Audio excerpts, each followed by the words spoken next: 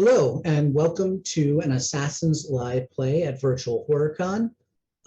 Assassins is a supplement for the Trinity Continuum action game by Onyx Path Publishing, where you take on the role of superhumanly skilled assassins in a world of shadow, adjacent to our own. My name is Neil Raymond Price. I originally pitched Assassins. I'm one of the writers on the book. It's a fantastic team who wrote on this, who wrote on and developed it, and I'm very proud to be among their number. It's now available for pre-order on DriveThruRPG if you want to pick it up. And we'll just kind of roll right into it. Going right to left, if everyone will just introduce themselves and just say their character name. So, Emily, do you want to start? Sure. Hi, I'm Emily. My character is named Coin, and are we telling our societies or roles at this point? Sure. Sure. I'm part of the Swarm Society, and I am a sneak role assassin. I guess I'll find out what that means in play. Okay, Viola or Viola? I apologize if I... Viola. Sorry. So, hi everyone. I'm Sade or Ambrose, she, they pronouns. I am going to be playing Viola Jackson, a part of the Jacobins or Jacobins Society. Jacobins. I'll take the latter, Jacobins Society. Okay, and Hunter. Hey, I'm Hunter. I'm going to be playing Igor Imes, who is part of the Krugovorov, and I'm very excited. Okay. All right, well then I guess we'll just roll right into it. Okay. Sunset starts to fall on the city of Los Angeles. You see the clouds illuminated in hues of orange and purple and the stark grays of the smog kind of hanging over the city. Car horns blare all in the background. The bustle of people in a major metropolitan city surround you at pretty much all the time. As you're walking on, different smells kind of assault you, from the various terrible smells of a major metropolitan city to taco carts and people cooking street food of various types. But you're not destined for any of that, at least not at the moment.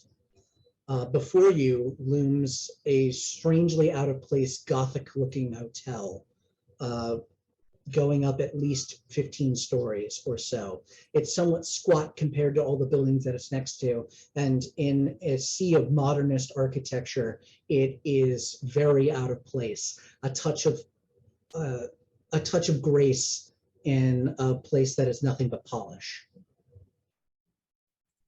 As you enter into the hotel, your shoes and boots click on the hard marble floor. You can see the different veins running through it, elegantly kind of tracing designs here and there. And as you walk along, you see subtle signs of symbols that represent your different societies, the different secret societies you belong to, reflected in the tasteful artwork around there. You approach the concierge desk. It's nothing but dark wood and dark wallpaper all around. The concierge is a tall man, bald, bespectacled, and he gives you a nod, and he says, "Welcome. We've been expecting you." This is all standard. It's standard for them to know who you are, what you're doing here. This is the Hotel Asilia of Los Angeles. There's a Hotel Asilia in every major city, every major town. And some of them are nicer than others. Some of them, well, all of them are in the service to the societies that you belong to. And the man before you, the concierge, is a member of the service. those who support people who treat murder as an art form. You're each handed just a simple, elegant key for the doors. And the concierge says, I believe that your patron has left some messages for you in the rooms.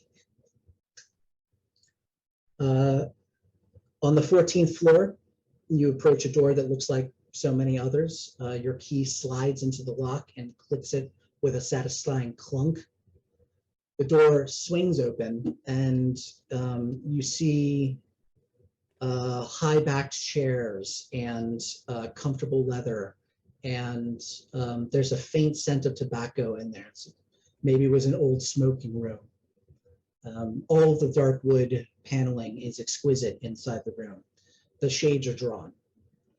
Inside the room, you see what looks like an old CRT monitor and what looks to be an older style floppy disk drive. And it is connected by an almost anachronistic wire to a more modern tablet. One of you has the floppy drive that's been provided to you. Who puts it in there? I will. Okay. Please describe your character. My character has a very like shortcut, like pixie cut, so like very short, pushed back, dark skin, dark eyes, and has a leather jacket on, sensible pants, comfortable boots, well dressed, immaculate. Looks like stone-faced, ready to do the job. Okay. You slide in the rather large floppy disk and click the guard for it to lock it in place. The CRT monitor boots up and starts running through arcane lines of code, and you realize it's a decryption key.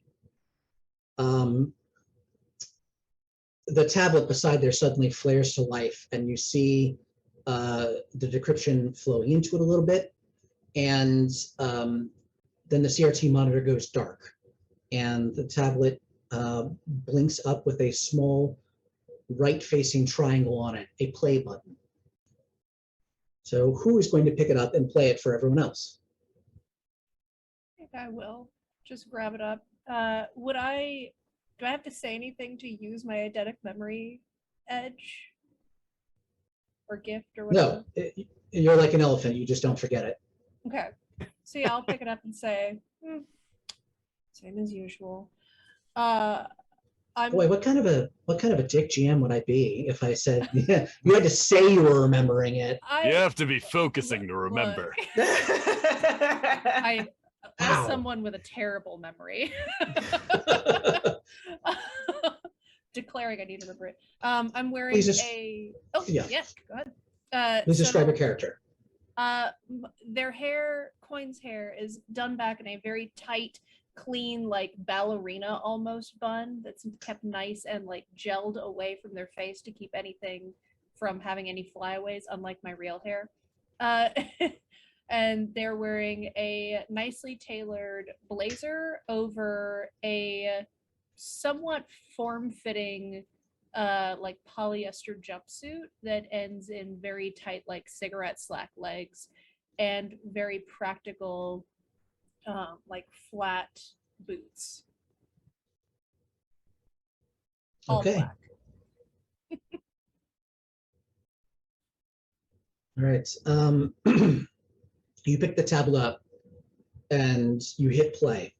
It loads almost instantly, and the sound of a crisp, received pronunciation British woman's voice fills the room from Bluetooth speakers, all kind of artfully placed around the room.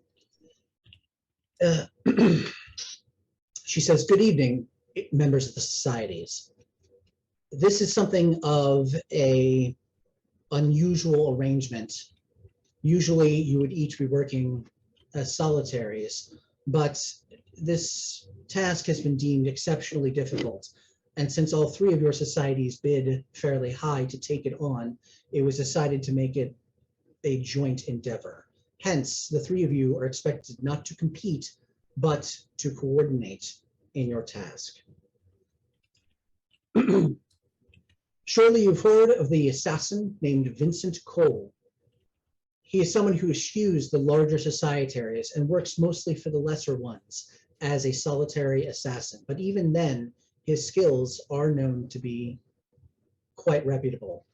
Only slightly less reputable is his actions in supporting much of the criminal underworld. Unfortunately, he has supported certain factions that are not in favor with the Council of Five, and they have long desired to withdraw their services and protection from this iconoclast. However, his talent has earned him much praise and even more bloody favors, but this time he has done something too egregious to ignore.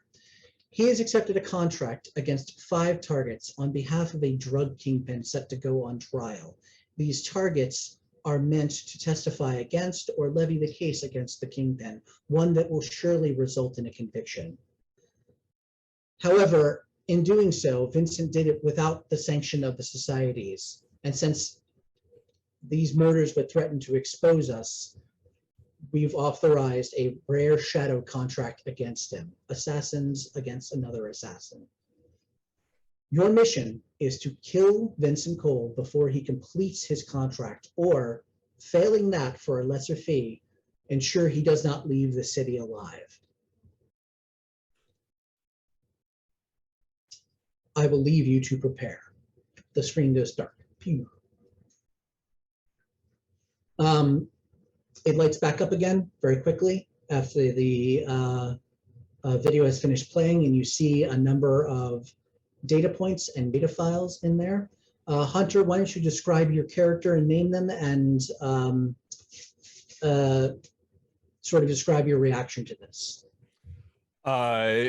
Igor is about 6'3".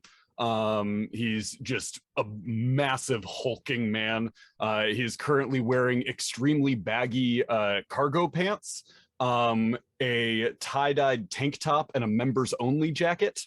He has about hair that would go to about mid-back. It's shaved on the sides.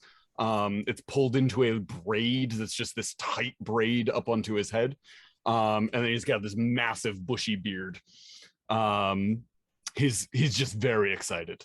He is already just like hands ringing, knuckles cracking, like starts like cracking his neck back and forth, just like stretching out. He's ready to go. I've heard if you keep doing stuff like that, that's not quite good for you, dear. You shouldn't crack like that. That's not. That doesn't seem healthy. In this line of work, I don't have to last a long time. I only have to last for good time, yes? So crack neck feels good in moment. What about stretching? Have you tried that? I tried yoga one time, pulled muscle and leg, couldn't do what I needed to do for a few days. It's a overtime thing, dear. It needs to be an overtime thing for you. I don't have that much free time to devote to useless leisure activities. 10 minutes of warm-up. Just 10 minutes. That's all you got to do. I will take this under advisement. Anyway, what are our next steps here? All right. I was going to say, sorry. looking at the tablet, I want to start going through and looking for like dossiers on the targets, dossiers on Vincent, seeing what I can grab. Yeah, the dossier on Vincent is somewhat sparse, but it records most of his major contracts. You see that his basic skill set is being extremely good at blending into crowds. He's not one for disguises, but he himself is a fairly nondescript man. As you start to look at the sort of grainy black and white and off-color pictures of him taken from afar through various telephoto lenses, etc., nothing from the Hotel Asilia, of course. They're even against anathema assassins. Their security cameras are sacrosanct.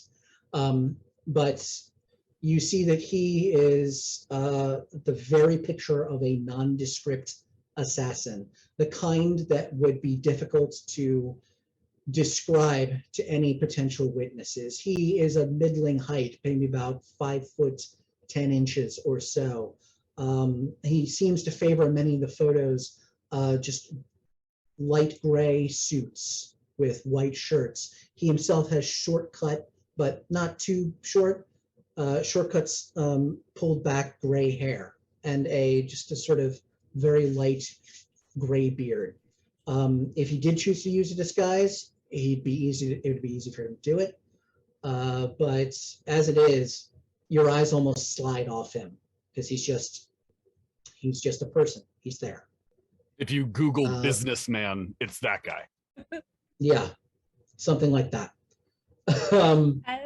As someone whose character is faceless, would I be familiar with how one would look through that? Yes, actually. Describe faceless to the viewers.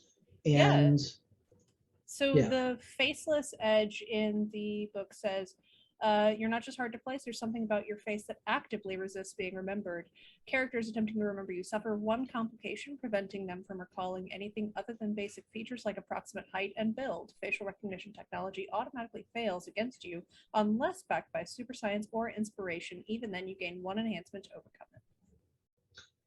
He may be faceless, but game recognizes game, and you know that he has that same kind of ineffable quality and edge that you do. Would that be sort of the same thing as is it Leshy? Where let's see, use it to slip in and out without notice, becoming traceless and invisible as the night. Yeah. Or is that more like just straight up stealth? Faceless is much more passive, and it's not actively supernatural. Okay. It's just you're nondescript, you're hard to place, and awesome. Even like facial recognition software just like takes a while to load on you for whatever reason. Your power is more like active camouflage. Cool. Yeah. For those viewing at home, assassins are, as I said, supernaturally gifted. The universe likes them. Not only are they capable of dramatically editing their situations, but they are capable and warping probability to meet their favor. But they have certain powers and prowess that are outright completely unusual that they can use, and cannot be ascribed as anything but supernatural. All right. You see a list of much of what Vincent has done in the past. He's a specialist in infiltration. He's a lone wolf for the most part. He has a particular modus operandi, which is finding a cab driver or Lyft driver in the city. He prefers city cabs because they keep less of a digital record than most of the newer rideshare services. Mm-hmm. And he will hire this person for essentially the evening, paying for their individual fares, take them to his targets, and then there's a long string, and you see a number of news articles about murderous cabbies pop up. It seems that he has a tendency to frame them for his crimes at the end of the night, and then kill them to protect himself. Very nice fellow. I would like to look into the victims, the people that he's targeting, the 5. Okay, unfortunately, okay, so the man who hired him is known. He is a drug kingpin named Felix Reyes Terena. Felix is a member of the Sinaloa cartel. He has contacts all over Central America and Mexico, running drugs up into the United States. He does own a fair amount of real estate up in the United States itself, and it seems that's sort of how the government has kind of finally pegged onto him. They have finally amassed what seems to be a airtight case against him, and picked him up at some point when he was visiting one of his properties in the States. It's known that Vincent was hired to kill 5 crucial members who are instrumental to putting Felix away, but you don't precisely know all of them, and the dossiers you're given from the society don't cover that. One of the targets is known, a police informant named Paco Rivera. But other than that, you have a very limited amount of information on them. There's public information on who's handling the prosecution. A woman named Annie Farrell, who's a assistant district attorney for the county of Los Angeles. She is, you flip through several news articles and news clippings that have been downloaded to the tablet regarding public statements she's made. You know, the idea that she's leading the case and she's meant to go into opening remarks tomorrow. So although the society doesn't name her as a target, you have a feeling that it's probably a fairly safe bet that she is. But everyone else, unfortunately, you don't have any leads on. You've got the internet if you want to follow up any leads or research yourself very quickly, you may do so. May I use a path contact, Penelope the lawyer, to see if she knows anything about the case? Absolutely. How do you know Penelope? Ooh, that's a good question. I feel that she's in my pocket. She is a lawyer for several of my other family members that have been swept under the rug in regards to anything tying to our business. She's on our payroll. Okay. Okay. The Seems phone like rings twice. a payroll lawyer probably knows some details about Well, somebody else's issues. Yeah. So you give her a call? Yes, I'll give her a call. The phone rings twice, and she answers. You hear some children in the background, and she says, "Viola, it better be good. This is my kid's 5th birthday party." Oh, wow. You start off with such an attitude. Jeez. Of course it's something. I'm not going to contact you over nothing. She said, "All right, I'm sorry. I apologize for being rude. How can I help you?" This big case. You know, what is that cartel member, Felix? Is that correct? Felix Reyes Terena? Yeah. They've been building a case against him for a solid decade. Could you tell me anything about surprised. the witnesses? Sorry to cut you off there. Any of the witnesses on that case? She pauses for a moment, and you hear her voice kind of haltingly start to answer. You can feel the kind of gravitas weighing on her, as if she's very aware that she owes a debt to a powerful person, and that person's paying her payroll, and she's being asked to do something very uncomfortable for her. So she says, "Well, he's very well known to be a he's well known to be a cartel leader, which everything that entails. He's committed murders. He's overseen brutal executions. He'll do anything to keep the flow of his product going and to make money on it." The witness list, as far as I know, again, I'm not actively involved in it, so I would have no reason to know, but I know that they're keeping things really, really tight over there.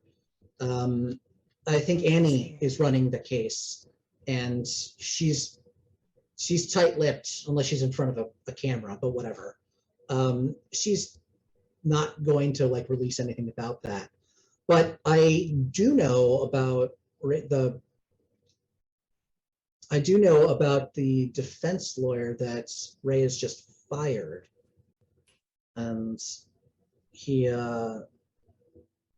there's a lot of rumors going around about that. He's not saying why, but it's not known. But I know the guy who was fired, and it's not out of conscience. He didn't leave because he was representing a drug kingpin.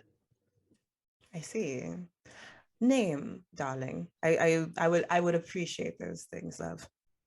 Sure. His former lawyer's name's Sylvester Clark, and he's a criminal lawyer. And I want to stress, he's not a criminal lawyer. He is a criminal lawyer. I see. Okay.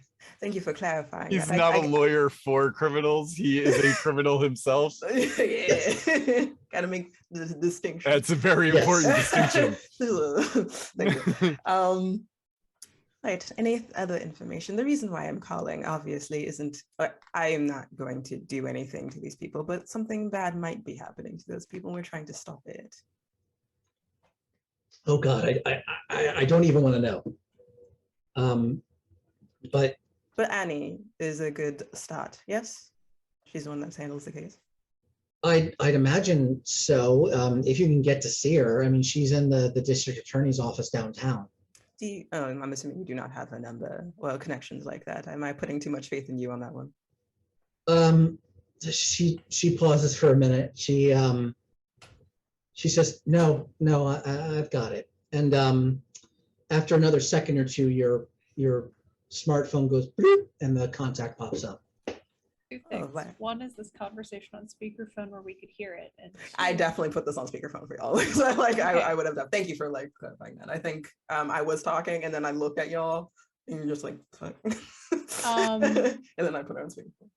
I'm going to try and gesture and quietly just mouth office blueprints. Why are you whispering?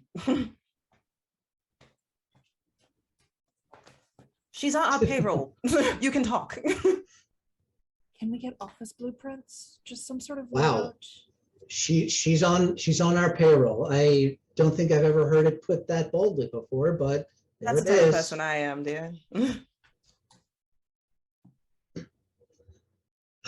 Office. Okay. Oh, I know this. I've actually visited her office before. The district attorney's office is downtown. You can Google that. That's easy to find. She's on the 23rd floor, I think, somewhere in the offices in the back. I don't know if she's moved in the last couple of months since I've been up there for other cases, but I imagine that's where she'd be. And the night before a case, she's probably preparing. Understood. Thank you for that information. 23rd floor. We can Google that. Thank you very much for any of that additional information. Take care and enjoy your children's party. I will enjoy it less now, but okay. That seems to be the goal of me whenever I call you, so I apologize that I do this to you. And then she hangs up before she can answer. All right, so blueprints, Google. Could just sneak in and take the case files and leave. Or she might be a target. She might be. That's true. If she has all this information, she is working to put this man away, yes? Yes. So she probably in her best interest to be doing assisting for us, yes? I entirely agree on that one. She is either target or we could make her think she is. I like how you think, Igor. That is a plan. That is an idea. Mhm. Break into her office, make her think she's being targeted and that we're here to help her, and let us know the 5 most crucial witnesses for the trial. Okay, just so we're clear here, it's absolutely not beyond your skills, but there is a fairly heavy police presence in the attorney's office. They have multiple safeguards in there. It's the district attorney's office for a major metropolitan area, so it's a little hard to just like waltz right in, but certainly that's not anything that would probably trouble you for more than a moment. So is that what we want to do?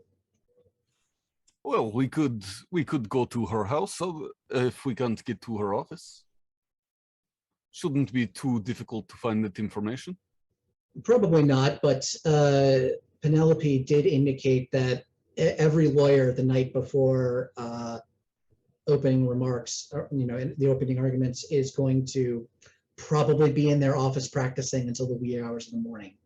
This is true. There might be a way to get in other than barging in, I suppose. You just talk to him. I was going to ask if I would be able to use the cut the cameras. What is it called? It's not gift in this. It is mastery. Mastery, yes. The cut the cameras mastery to potentially cut the cameras like before we get to the DA's office. Oh, like remote access and disable? Yeah.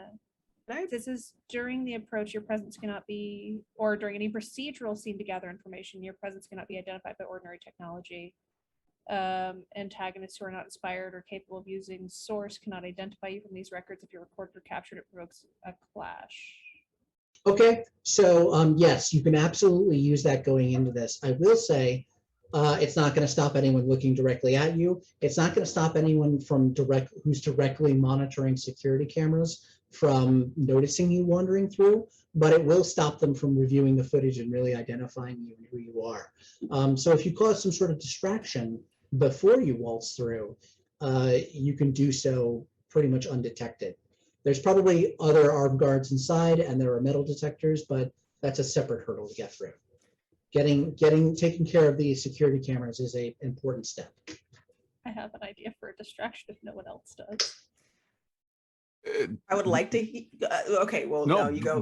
By all means, what is your distraction idea? So I want to call my old pal Enzo from the circus, right? See if maybe I can slip him a $5, get him to do some sort of like street art thing, but then go into the DA's office so that everyone's trying to get him out and we can just slip past. Okay, you're gonna give Enzo a call? Yeah. Okay. He's like, "Fine. How's it going?"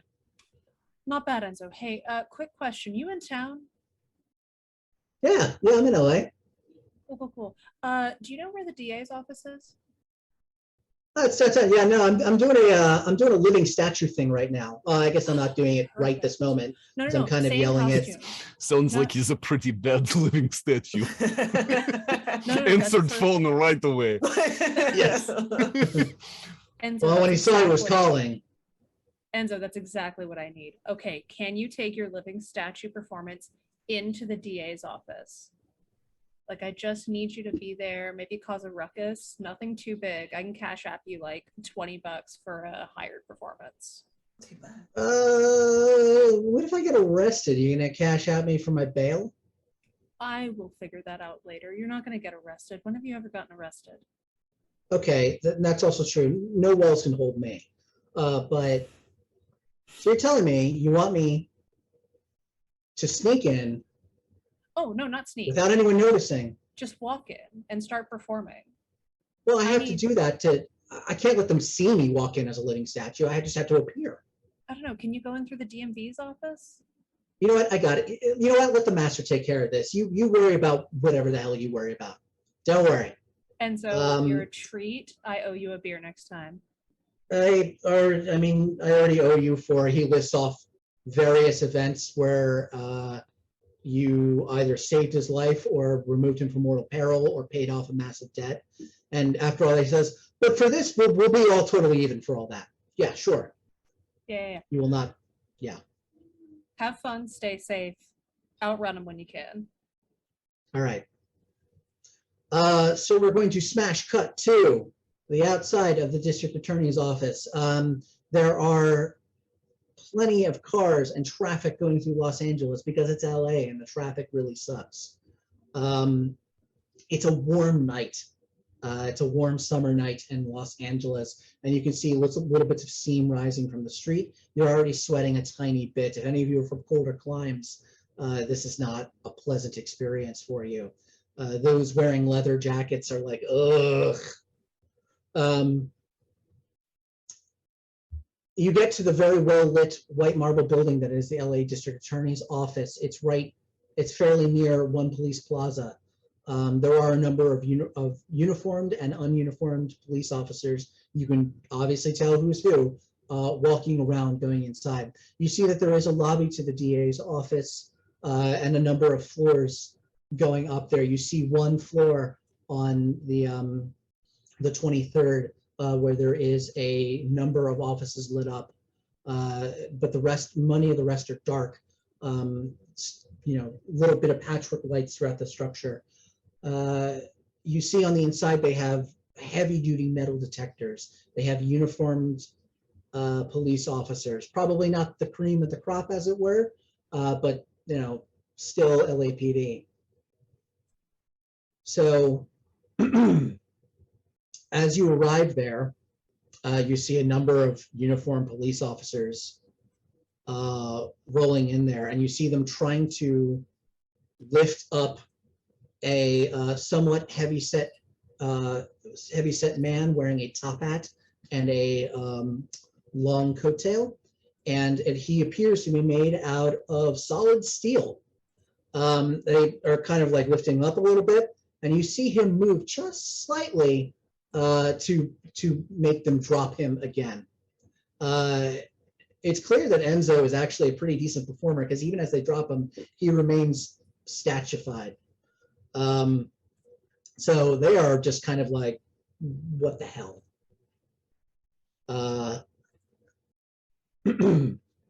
So how do you want to get inside? Is there like I was gonna like security badge, or like is there any, like, all the security officers have a way to get into the building, or are there lawyers or anyone that clearly works here that is getting ready to go into the building? Well, yeah, there are, and there's a number of people just kind of like standing around, like watching this scene, like, what the hell? Okay. So is it possible, while like one of them clearly probably an intern that is distracted looking forward, can I try to swipe either security? No, 1 second. One that looks as close to what I look like as possible. Can I go up to her and from behind? Give me 1 second. Let me look at my sheet. I know. Would you like to dramatically edit someone who fits those exact parameters right in there? Yes, I would like to, please. That will be a one inspiration spend. Oh, cool. Yes, then 1 inspiration. I see a really cute intern that looks about the same height as me, pixie cut, with a pencil skirt, and like a really nice white blouse. And she looks like she is very nervous, needs to get in kind of situation. I would like to try to, am I in like the, there it is. So how do I use skill trick, if that means anything? Yeah, so which skill trick are you trying to use? Feign praise from behind, and I'm gonna try to like knock her out and slink away to like a corner to like change out and replace her. Okay. You're just gonna like try to like drag her into like an alley or something? Mm-hmm. Bold move, but okay. We'll roll with it. Yeah, you walk up nearby her. There is a small, what looks like a service corridor kind of going down a little bit under some grates in there. It looks like they're doing some sort of city work. And it looks like this place has a fairly extensive basement structure. So there are a number of, right beside the sort of main entrance, there's a number of side doors and concrete stairs just kind of going down into the darkness for a moment. And you take a quick look at her, and you just quickly like slick your hair back a little bit and pull it back a little bit so it kind of looks like her. And then you just catch her attention a little bit. And she stares at you, and she's like, you two could be cousins now that you've seen her in the face. Cousin, maybe even sisters. And she calls out an unfamiliar name. She's like, Chandra, is that you? And walks towards you. Yes. Hi, how are you? Cause like it's been a while. She's like, what? Wait, you're not. And you're gonna knock her out? Yes. Okay. Yeah, just Describe how you're not going to knock her out. You're probably going to use close combat, I guess. So if she comes up to me, I'm gonna wait for her to like get as close to me as possible before I like open my mouth. Like, oh hey, cuz it's been a while. And I'm like, no, you're not. I'm gonna pull her by the arm. I'm gonna like twirl her around, drag her, like put her in a chokehold, drag her into the alley, and then put her in a sleeper hold. Okay, that would probably be might in close combat, but honestly, she is she probably ran track in college, but she definitely didn't do any weightlifting. So you easily overpower her, just wham. And then as you drag her back down, just her high heels kick a little bit as you pull down the stairs a little bit, taking care not to hurt her. As you get to the bottom, you said you want to knock her out? Yeah. As you get to the bottom, you just tighten the crook of your elbow around there and put her in the sleeper hold. Within a few seconds, she just goes perfectly limp. Sorry about that, dear.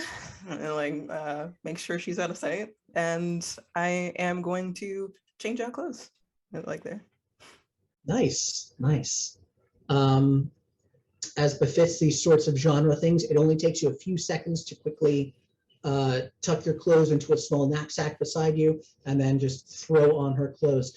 She is an uncanny fit. Although you dislike wearing off-the-rack clothing, it is still perfectly acceptable for a business endeavor. Igor, you said you pulled her down like an alley, right? Mm-hmm. So Igor is just sort of like standing in front of the alley, just like looking out into the street, like, what a beautiful day to not be doing anything suspicious, yes? Just Igor, singing you're the so Don't Be subtle. Suspicious song. Yeah. Don't be suspicious. Yeah. Don't be Please don't suspicious. be. Igor's flipping through TikTok. He's like, it's funny because cats cannot drive car. Igor's very good at what he does. Not smart. Not a smart boy. He follows orders very well, though. We appreciate Okay. So Okay. Within a moment, Igor Coin, Viola comes up the stairs and looks not completely different, but a different outfit. what is the intern's name, or can I just make that up? I'm entirely up to you. Go bananas. Jesse Madison. So it's like the American accent too. So okay.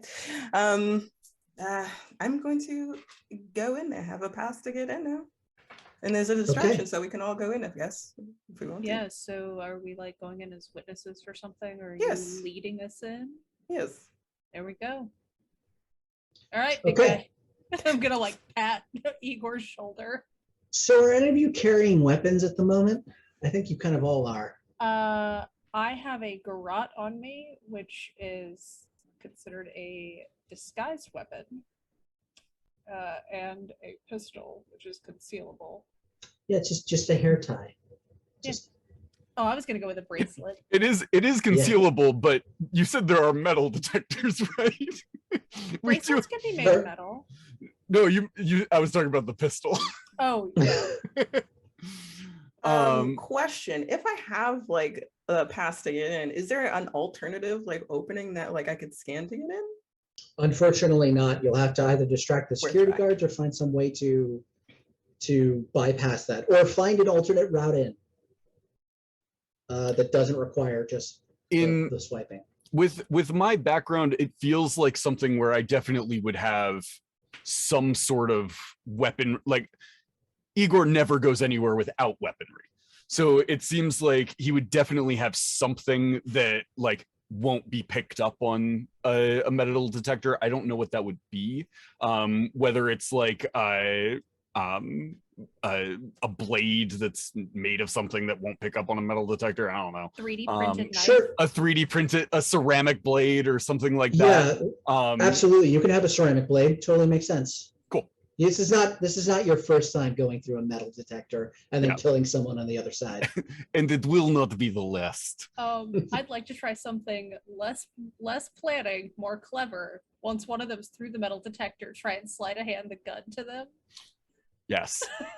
Yeah. Now you see me with the playing card, like flipping it around. Exactly. Yeah, but with just a straight up pistol. I'm going So to it's go. got the safety on.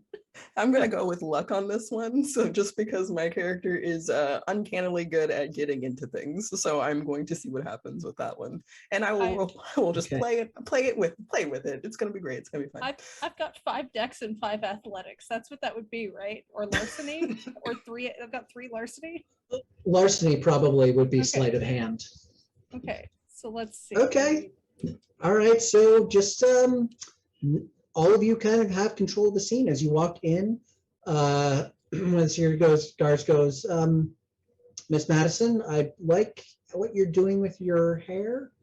Oh, thanks. He's like, is that okay? Is that okay for me to say? Yes, sorry. no. It's like, yeah, I'm trying something new.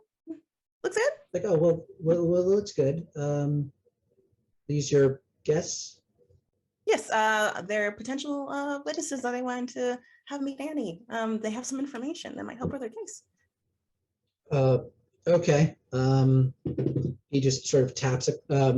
There's 2 security guards there. Basically, the rest of them are kind of busy dealing with the living statue, who is now turned himself perpendicular to the doors, and they're trying to force him out. And he's still like,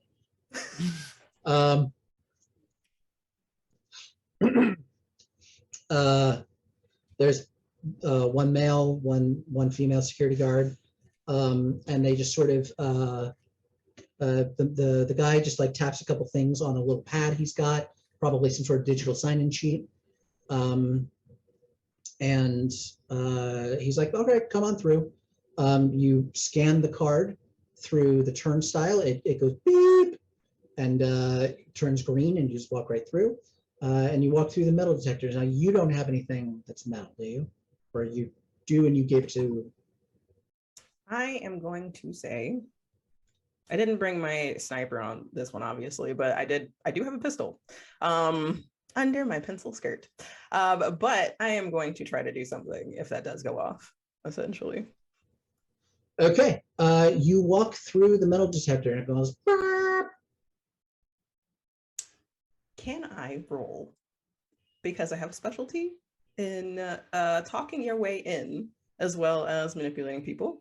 So There you go. I'm going to say, like, oh, I'm sorry. It must be like jewelry or something like that. I'm really sorry. Go ahead and give me a roll. Oh, go Give me a ahead roll. and roll. Right, so Yeah, let's say manipulation and persuasion. And you said you have a specialty in talking your way in. Mm-hmm. So how specialties work, for those of you, they don't add any dice or anything to your pool. If you fail, you get extra momentum on that because you failed in something that you're good at. So it's extra bad.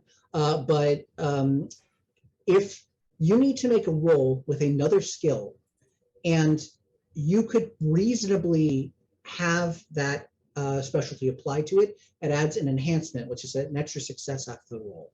Okay. All right. So if you were, yeah, I'm sorry, go ahead. No, go. You're good. Yeah, if you were trying to throw some lawyer speak out there or something like that, you could make a humanities roll. You could add your specialty in talking your way in to that, because of the cross kind of referential specialties. Mm-hmm. Okay, so I got an idea. Right. So successes are above how many? Anything above 8. Okay. Mm-hmm. Wait, is it anything above 8 or 8 or above? 8 or above. Okay. Okay.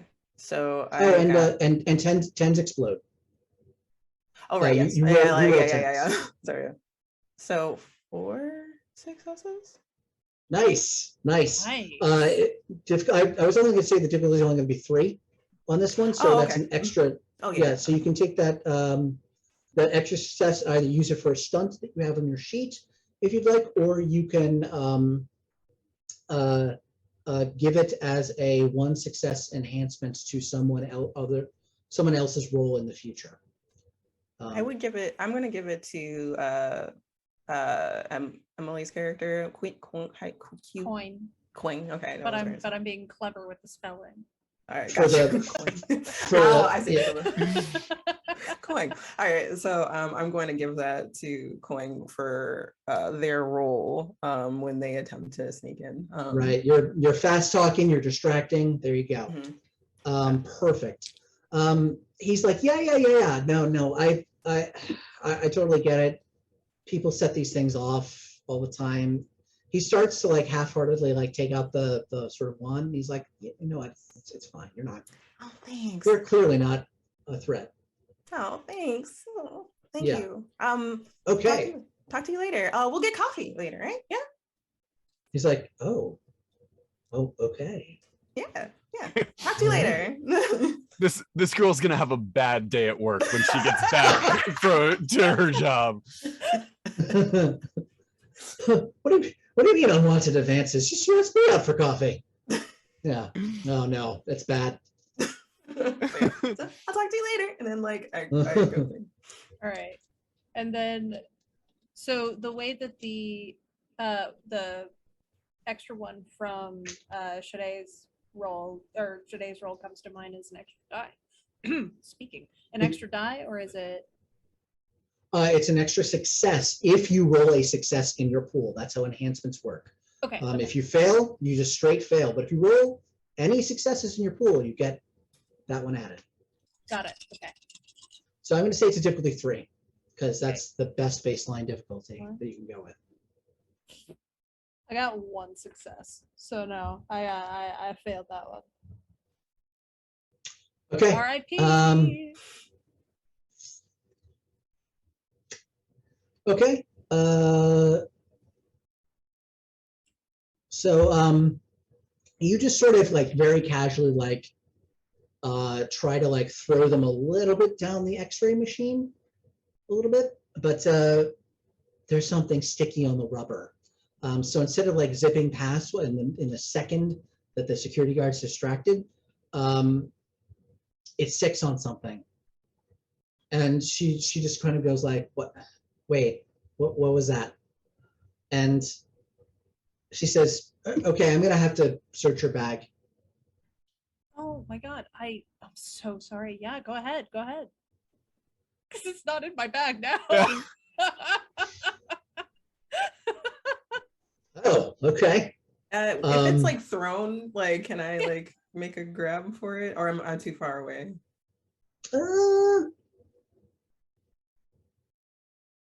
You can make a grab for it, sure. Yeah, just do like a dex and larceny if you've got that. Let me see. Dex and larceny. Oh, that's never mind. Well, if you have an alternate idea, or athletics, yeah. Is it? So what? Dex and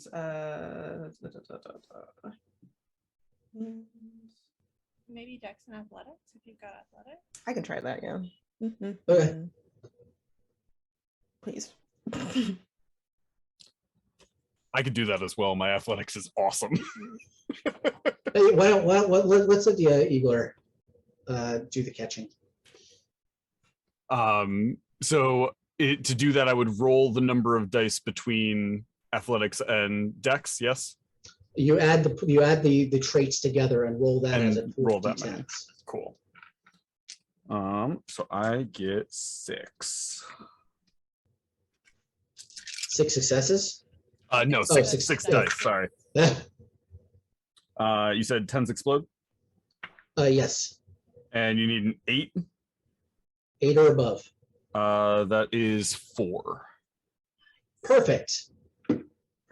There's again, just go through 3. A 1 dice stunt applies to something else that you'd like to add to someone else's roll. All right.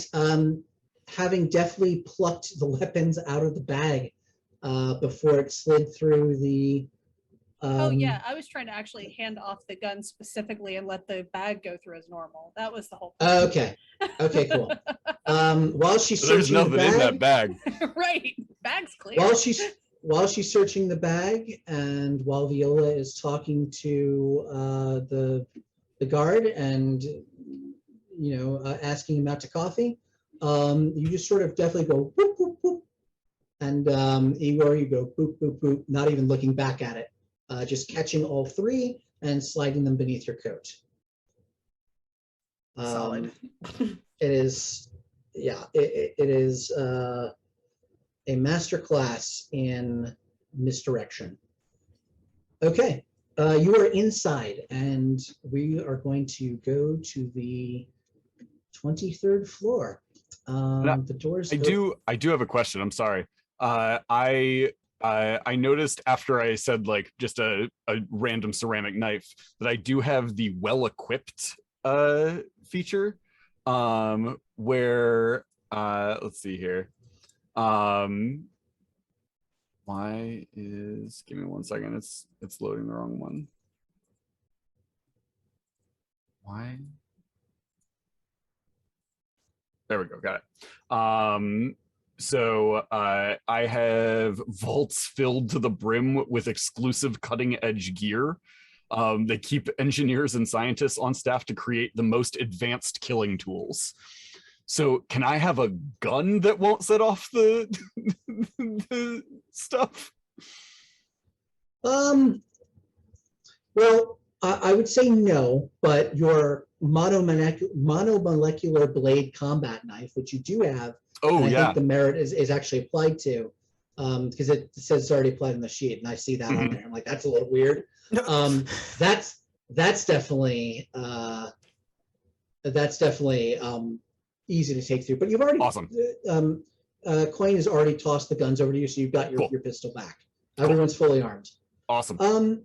This seems like a good time to take a quick 5-minute break for everyone. We've been talking for a bit. So yeah, we'll see you back here in a few minutes.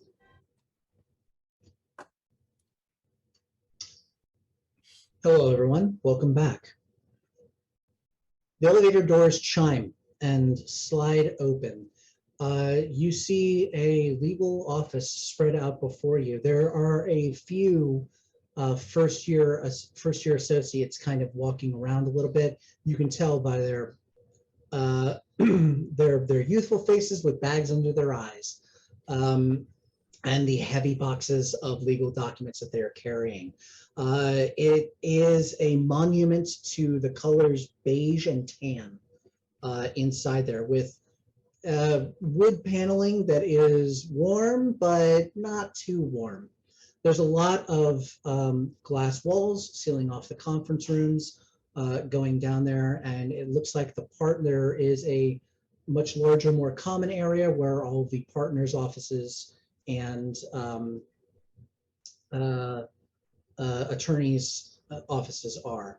There are several parts of the floor where the lights have been turned off. Clearly, it's just who's still working here. And as you start to walk through, a first year goes, excuse me, can I help you? Oh, yes. I'm here to talk to Annie. I'm bringing witnesses. They have a lot of really helpful information after the case. What witnesses? I didn't see anyone on the list. Oh, are you sure? Maybe I misunderstood. She told me to get them, so I'm bringing them up. Am I missing something? Oh, okay. He just goes, oh, okay. Well, I guess she said something. He just buys your story. You walk back. You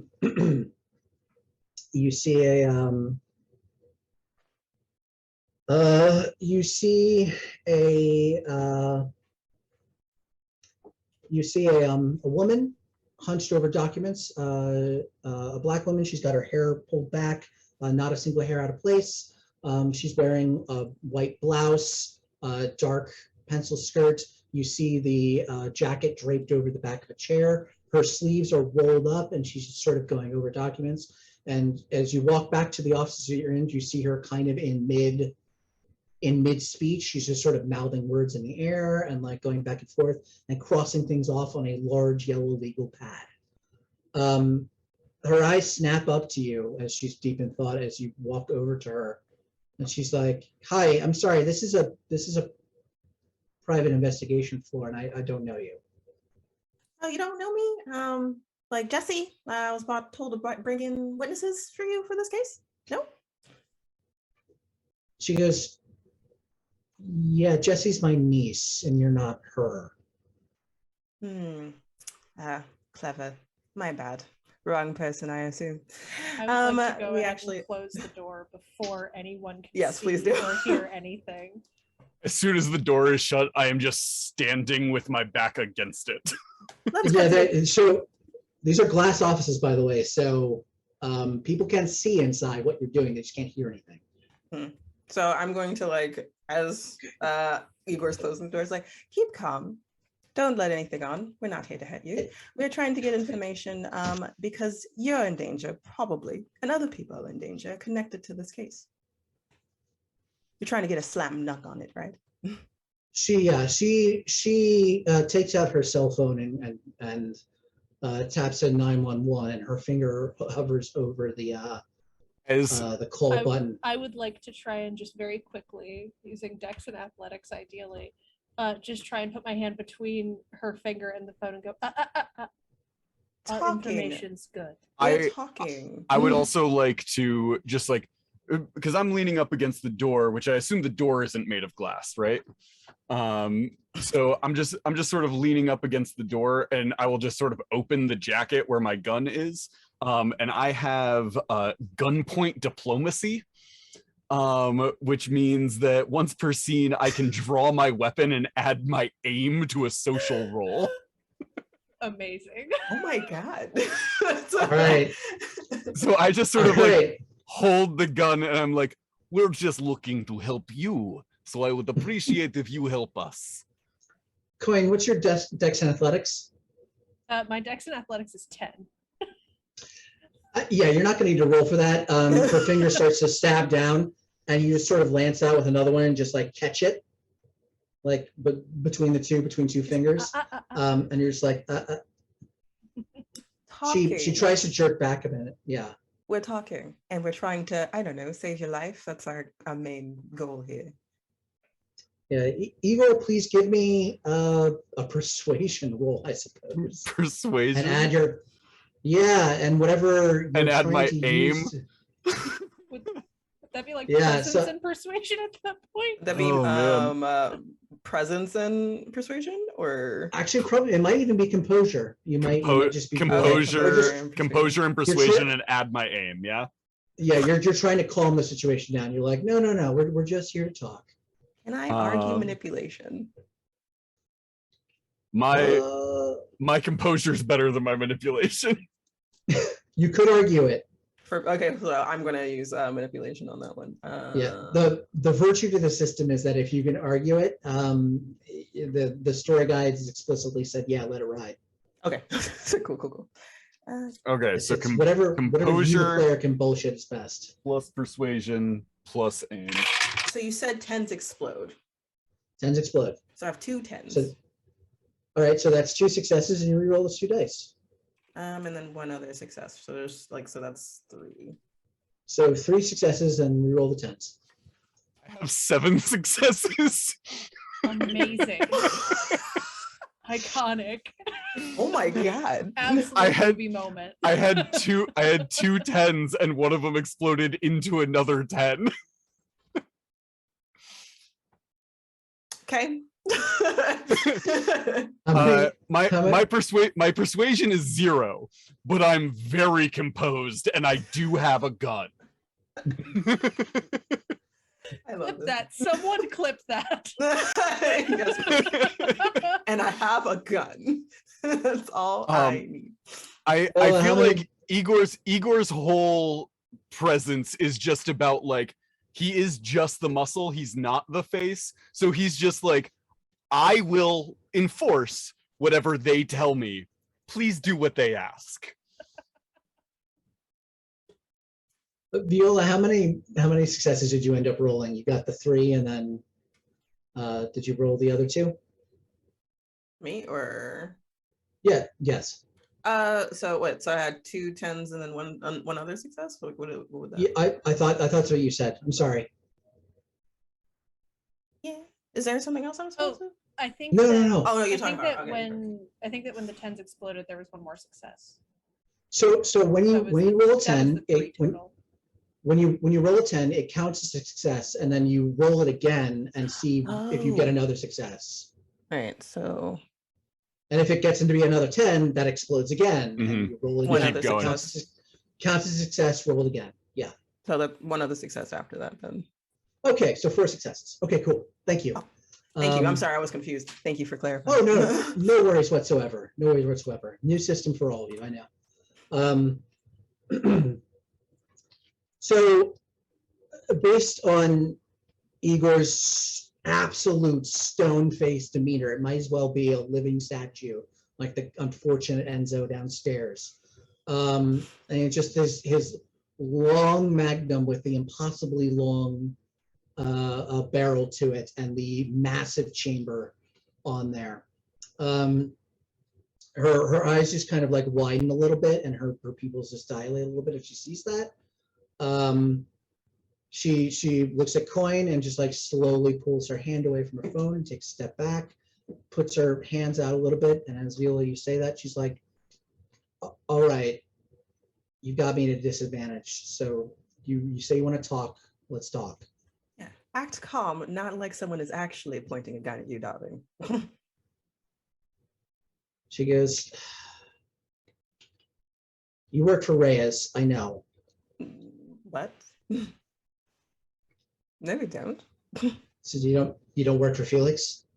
No. Someone else in the cartel then? No, we are here to make sure that you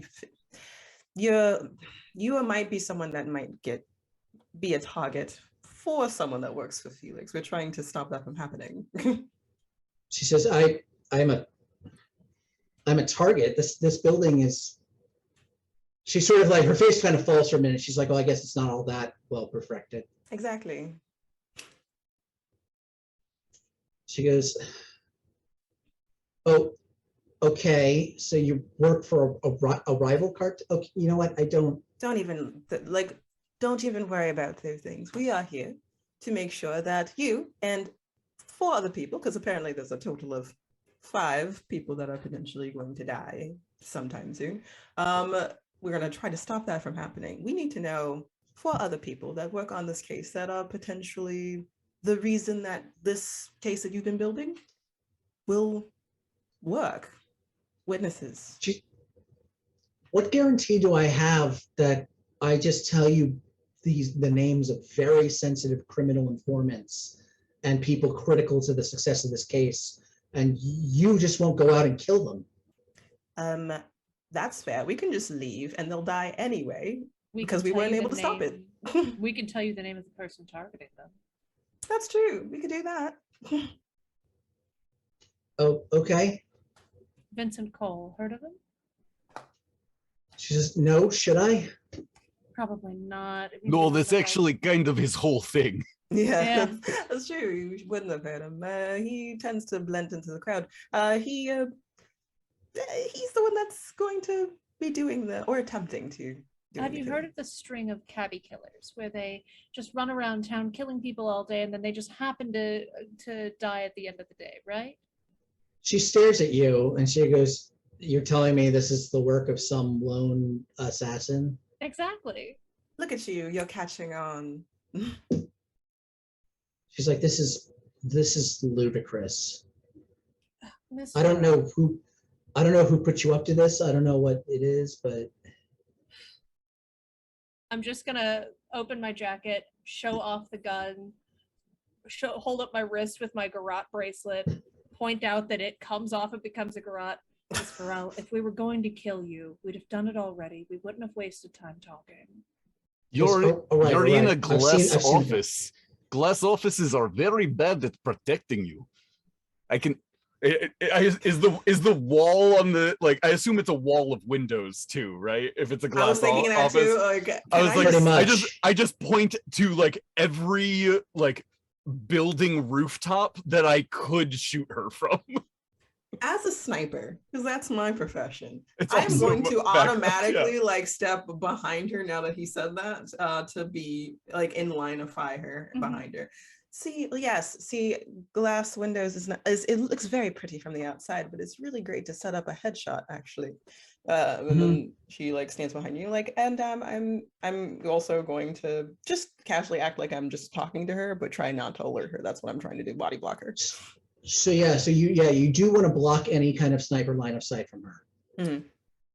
So point of order that I probably should have made clear earlier. Your character is fine to do that, and it's a smart play to do. Vincent's MO. Typically, he likes to get very close range. Coin had flipped through his dossier a lot earlier. He apparently has the bog standard abusive childhood that seems to come for naturally to every assassin. The special forces training that comes naturally to many assassins. And he seems to prefer pistols, knives at close range, and just general neck snappings, and something called the Mozambique drill, which is 2 pistol shots right to the chest and then 1 to the head. Yeah, okay. Yeah. So he apparently did snipe someone once, and is a capable shot at any range, but he prefers. Yeah. Yes. Okay. She's going to like just set it up where I'm like, you know what? I've done it too many times. I don't know. So like I'm just going to still do it regardless. I say, listen, if we wanted to take you out, we would have. It's very easy. We think that you potentially are a person of interest, person who may be taken out. We don't know for certain, but we figure we would be here checking, get information from you first before we follow up on other people. I would like to use a retcon thing. Sure. Dramatic edit.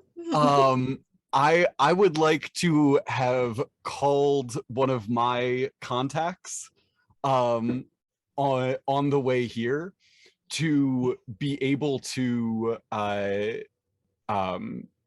make her think that she is one of the targets, even if she's not, to make sure that she thinks she is. One of my contacts is Gareth McElroy, who is a former sniper. I would like him. Yeah, I'm fairly certain he's the oldest McElroy brother that is so far into Black Ops that all of his entire identity's been erased. But he's a former sniper. I would like him on a rooftop and take a shot that will not kill her. Okay. You're standing in the way. Energy. Yeah. To it might ruin this. I just want her to even if it doesn't hit her, a shot that you're already standing in front of her, sort of blocking this, you might see it and be able to push her out of the way before it happens. May I make a suggestion? Absolutely. I was gonna also make a suggestion. Laser sight. You're just laser sighted. That works too. Yeah. Either way, my only goal here is for her to be for it to play into her believing us, that we are telling her we are fairly certain that she is one of the people in danger. She doesn't seem to believe us. Let's make it clear that she is. Okay, everyone okay with this line of action? Yes. Yeah. Now that it's laser sighting. Yeah, laser sight works way better. That's fine. It's through an established contact. I'll say this is a 2-point dramatic edit. So that takes 2 momentum. It would take 4 momentum if you wanted to spend that, but it would take two points of inspiration, of which Igor has 3 at the moment. Yeah, I'm fine with that. Okay, cool. I think she doesn't seem to be particularly forthcoming with us right now, so I'd like to push her in that direction. Oh, I'm the worst story guide ever. Sade failed a roll earlier. Or no, I'm sorry, Emily failed a roll earlier. Yes. There's another point of momentum available to everyone. It goes into the pool. Boop. So cool. That means our pool is 7. 7 right now. Yeah. So one more and you'll be able to buy off one of those big expenditure, super dramatic edits. Okay.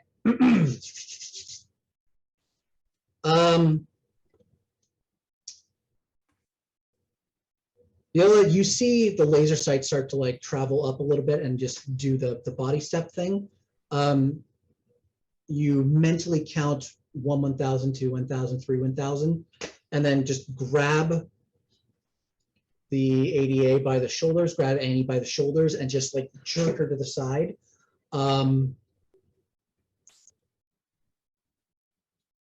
It doesn't sound dramatic. It's just a as 3 neat holes just appear in the window and just splinter the wooden desk in front of there. There's a case file that just suddenly gets a hole punched right through it. Little shards flying everywhere. Annie screams. She's just like, Jesus. Do any of you return fire or try to get her out of there? What's the next step here? I'm definitely not returning fire because I am not returning Alright. fire.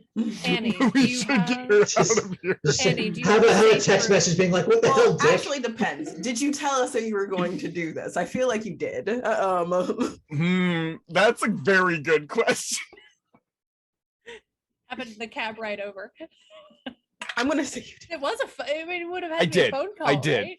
Yeah, I would have had the conversation in the car, so you would know that this was gonna happen. Okay. Hey, believe us Yeah, now. it's Annie, do you have a safe room in this office? no. This is okay. Storage area over there. The 4 of you start open the door and just start running. I A would little like to bit. briskly walk instead of run, so that it doesn't draw attention. Oh, okay. Since we're trying to escort the ADA safely. Annie wants to run. As you're going through, you see more as bullets just sort of like come through the various rooms and So this is windows definitely there? drawing attention. Okay, so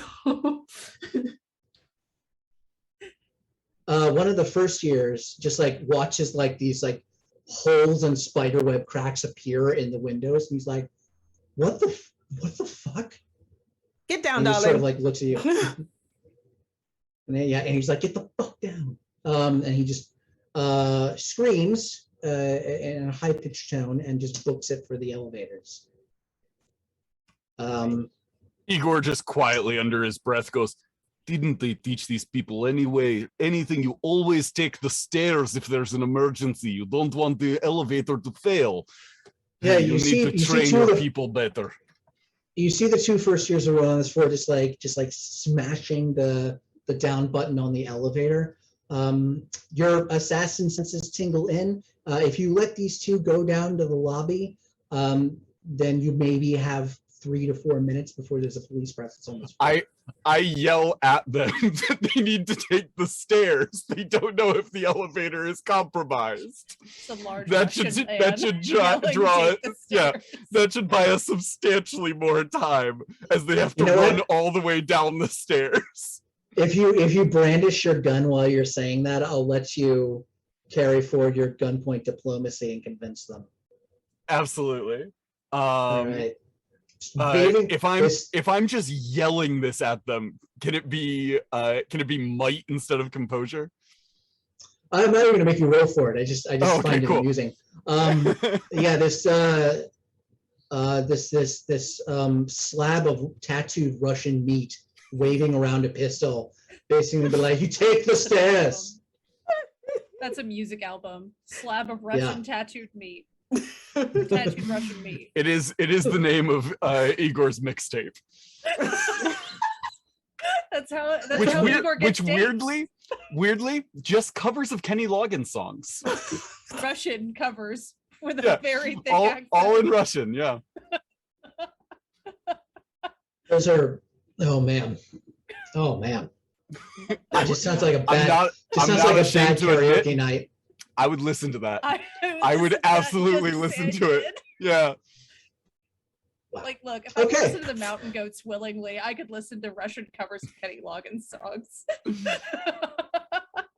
So they immediately bolt and start taking the stairs down. So you maybe have 10 minutes. Yeah. You said we were on like the 13th or 14th floor, right? 23rd. 23rd. 23rd. Even better. Yeah, that's going to take a while. Yeah. Boop, boop, boop, boop, boop, boop. More bullets just sort of come through. Your contact is undoubtedly using some sort of silencer, which doesn't fully silence the weapon, but at this range, you're not going to hear it. Yeah. And all you're going to hear is the splintering of glass. It's not even enough to shatter it. They're high velocity rifle bullets. So he's clearly aiming to miss. But as the bullets stop, you feel your phone vibrate for a hot second, and you just sneak a peek at it, Igor. And it says, "Okay, spent the clip. I'm done." I text back, good to go, well done, thumbs up emoji. And Igor does not send a thumbs up emoji. He types out the words Perfect. thumbs No, I up hoped he emoji. did. That's I what I hope was he did. thinking, I but I was wanted like, that is to be it? Is true. it? Yeah, Yes. for sure. Yeah. He sends back an emoji of what looks like a mermaid man with a trident. You don't know what that means. Yeah, I just shrug. I'm like, what a weird man. And I put my phone back into my pocket. Yeah. Okay. Safely ensconced Competent. in the supply closet, which is fairly well lit. And he goes, "Okay, say I believe you. Why shouldn't I just rely on the cops to help?" Right. Did that stop it for you? That wasn't a really good sniper, so you're lucky. But a really trained one would have just won to the. It's also if they are sending somebody like that to take you out, where is the one we're looking for? Most likely he's somewhere already after one of your witnesses, yes? You're telling me Felix is tracking down the people who informed against him, or Vincent is sabotage his tracking him case? down. Felix just paid for it. She goes, "Oh God." Paco, we know, is a target, right? Paco Rivera. Might be a target. She, We're not sure. That's the thing. she like snaps up at you and looks at you. She's like, "How did you hear that name?" We have resources too. That's it. I'm fairly He's- certain we've been very clear about what is happening here. Yes, Why is like- this a He's surprise? He's a protected police informant. She goes, "Oh, you're saying he's a target?" He's the only one we know for certain. Well, I guess, and also you now. Probably. We're gonna smash cut away from the characters for a hot second, and Oh, go no. to a small cutscene. Oh no. Since- We've been too long. As a bullet just hits Pablo. The way Assassins works is there's a number of scenes and a number of roles that people make within a scene that counts down, and a hidden clock in the background that goes towards the pattern of life. R.I.P. I love the hidden clocks. Holy shit. Sorry. Yeah, the pattern of life sort of describes what the target will do if nobody intervenes until it gets to the end of the clock and the opportunity to kill them is gone. So we are now at the first chime of the clock, and the cutscene. It is a kind of darkened, just an apartment. There's a lower floor and an upper floor. Inside, there's little fluorescent lights just sort of blinking, and the walls are cracked with paint having fallen off long beforehand. It's got the same kind of tiling on the floor that you'd find in any kind of cheap apartment building. On the second story apartment floor, the door has been cracked open. It's been kicked in, and the chain has been ripped off the wall a little bit. And a nondescript looking man in a gray suit, slams a young man with a shaved head, face into the wall repeatedly, and then hurls him over the second-story window a little bit. You could survive that, but he doesn't. He lands right on his head. There's a terrible crack, and poor Paco is gone from this world. As it cuts back to us, I'm sure Paco's fine. yeah, as it cuts back to us, Igor like puts his hand on the wall and like puts his other hand on his stomach, goes, I feel a terrible disturbance. Maybe you need to go to the And bathroom. then darling. just farts and goes, that's better. Gross. Yeah. You're Igor, lovely. Igor usually works alone. Yeah. So yes. So possibly Paco is. We know for certain. Might be you. Definitely, probably. And then like thinks about yes, and possibly 3 others. You're gonna say something. Okay. Well, Quentin's going to say something. No, I think you were. Oh, yeah. Oh, yes. Annie just sort of like looks down and she goes, oh, okay. Well, Paco was the main informant there doing most of the sales, but there were 2 witnesses who ran fronts for him. And I probably Felix's lawyer, Sylvester. I think he had her face kind of like falls for a second. She's like, he had an attack of conscience, and I think he sabotaged a lot of Felix's case. Sylvester so doesn't he have attacks of is. conscience. So the criminal lawyer is actually trying to be a criminal lawyer? She goes, I'm as surprised as you are. So Sylvester?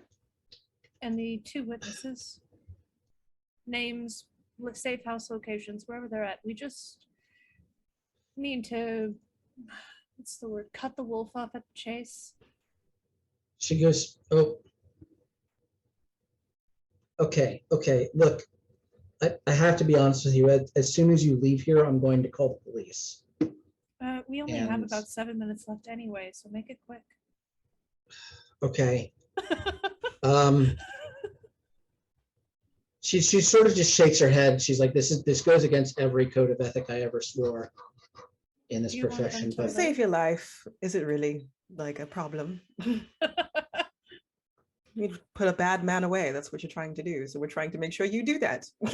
yeah, a bullet hole zips through the room that you're both in, that you're all in. You just sort of like look up at it. Igor, your phone buzzes again, and you check the message, and it's like, nope, found one in the chamber. You can have that one. That's a freebie. She goes, fine, fucking fine. She goes, all right, I'll give you Clark Sylvester's office. There were 2 more witnesses. One owns a jazz club. The other one owns a dance club. They're where most of Felix's product would move through. Both of them flipped to avoid time. Names. So they're just big fish giving up even bigger fish.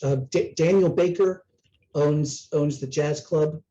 She cites a sort of midtown address, and Peter Lim, just outside Chinatown. Say that again, the last one. Peter Lim? Peter. Is there anyone else in case any of those people are not targets? She goes,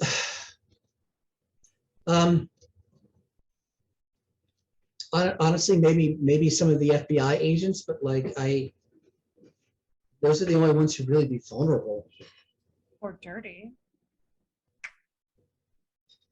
Honestly, all of these people die, my case falls apart. I've got nothing. Exactly. So we'll make sure that you get this case. Do you have a safe house that's off the records? As in, She none goes- of the cops know about it? She goes, what? No, where would I even get one of those? Can I like see if we have a safe house that she can go to? Are you going to send her there, or are you going to knock her out and drag her there? Ooh, why would you You give me get, that option? you get the distinct, you get the your assassin's senses tingle for a If you second. don't, I likely do. Okay, Yeah. because I'm thinking about it. Your assassin's senses tingle for a second. No matter what she says to placate you in the moment you leave, she's calling the cops and telling them everything that just happened. Okay, I'm So, definitely gonna or- knock her out then, or attempt to. Cool. Violence is always the answer. That's the motto Always, for sure, yeah. everyone watching can take from assassins. If you've got a problem, just choke them out, and if they're a real problem, just take care of them. Exactly. Right. What do I roll for that? You know what? Or actually, can I just do inspiration for that? You don't even need to spend inspiration to have a safe house. Oh no, Oh. like to knock her out. No, I not, was- you don't need to spend inspiration. Oh, I could just do that. You are a This highly is one of those trained things. Okay, killer yeah. assassin. So oh yeah, And like, cut that. she spent the last 5 years out of law school working in an office. Like she keeps Yeah. fit. She doesn't keep that fit. Gotcha. Igor, as you're debating how to like knock her out, Igor just sort of walks forward, takes the cigar out of his mouth, and then headbutts her, and then puts Oh. the cigar Oh my back into his- goodness! What? Oh, I was hoping you were going to do the Andre the Giant from Princess Bride. A large red mark starts spreading on her forehead as she just like lies there for a moment, Oh, and starts that's rapidly gross. turning a little bit black. And what? blue. Okay, I'll just there was pick some- her up and put her onto my shoulder. There's a certain level of finesse that you could have I'm just applied gonna there. I'm going to start calling Hideo. And okay, this is a question because I didn't see anything about like languages, and I see that Hideo's name is Japanese. Would I speak Japanese? Can you justify that in either having grown up in a circus family, I do. being a sneak, or being part of a Japanese corporation that trains assassins?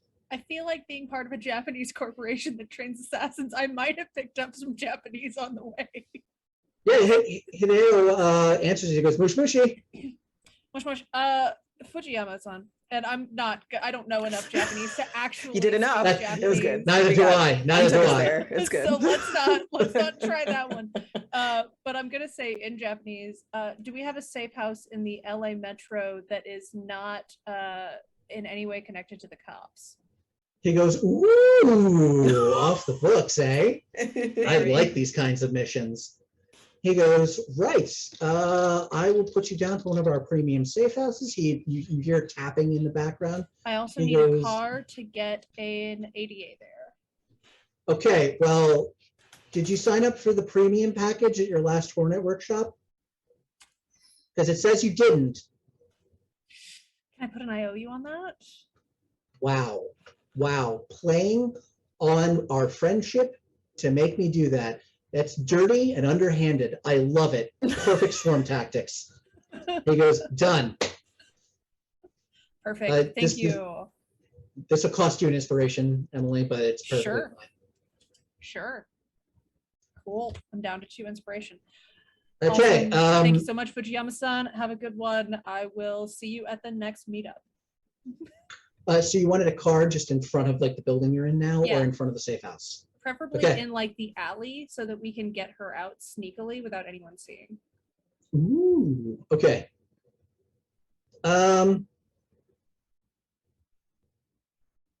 Okay. I want to try and use like maintenance back routes. Like, Yeah. So you're just gonna take the stairs down to like the maintenance level and then try to go Mhm. up. That's that? what I was thinking because I was like, oh, I mean, usually stairs has like a maintenance. So, section, you know? So it'll go down to the basement and then it'll pop out into that maintenance set of stairs that you dragged the unfortunate intern yeah, into yeah. earlier.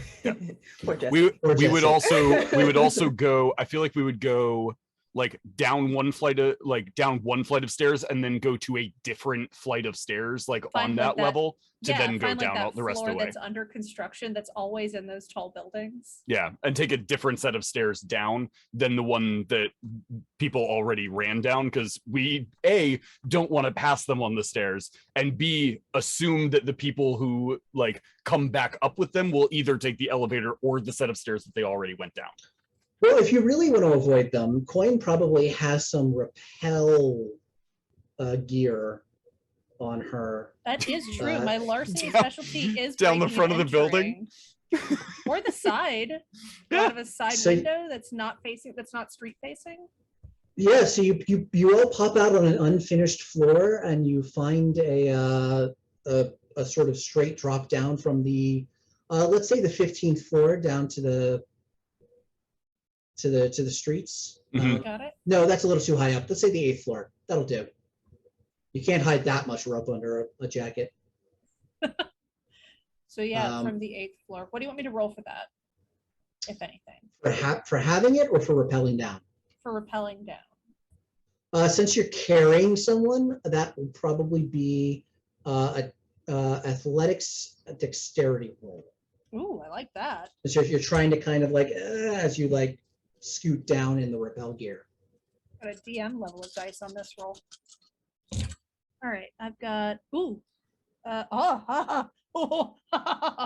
okay, so 2 successes plus 3 10s that I need to reroll, so 5 successes so far. Would it and take a little another while to 10, set up so- the repelling gear? That's 6. Do the dice explode iteratively until we're done? Cool. Mm-hmm. So you stop rolling 10s. All Would right, it take so would it 5 take a little bit to successes. set that up? Coin is vaguely insulted. If a fictional character could be insulted, Coin would be vaguely insulted by the insinuation that it would take any amount of time to set up. Okay. He's a professional. Sure.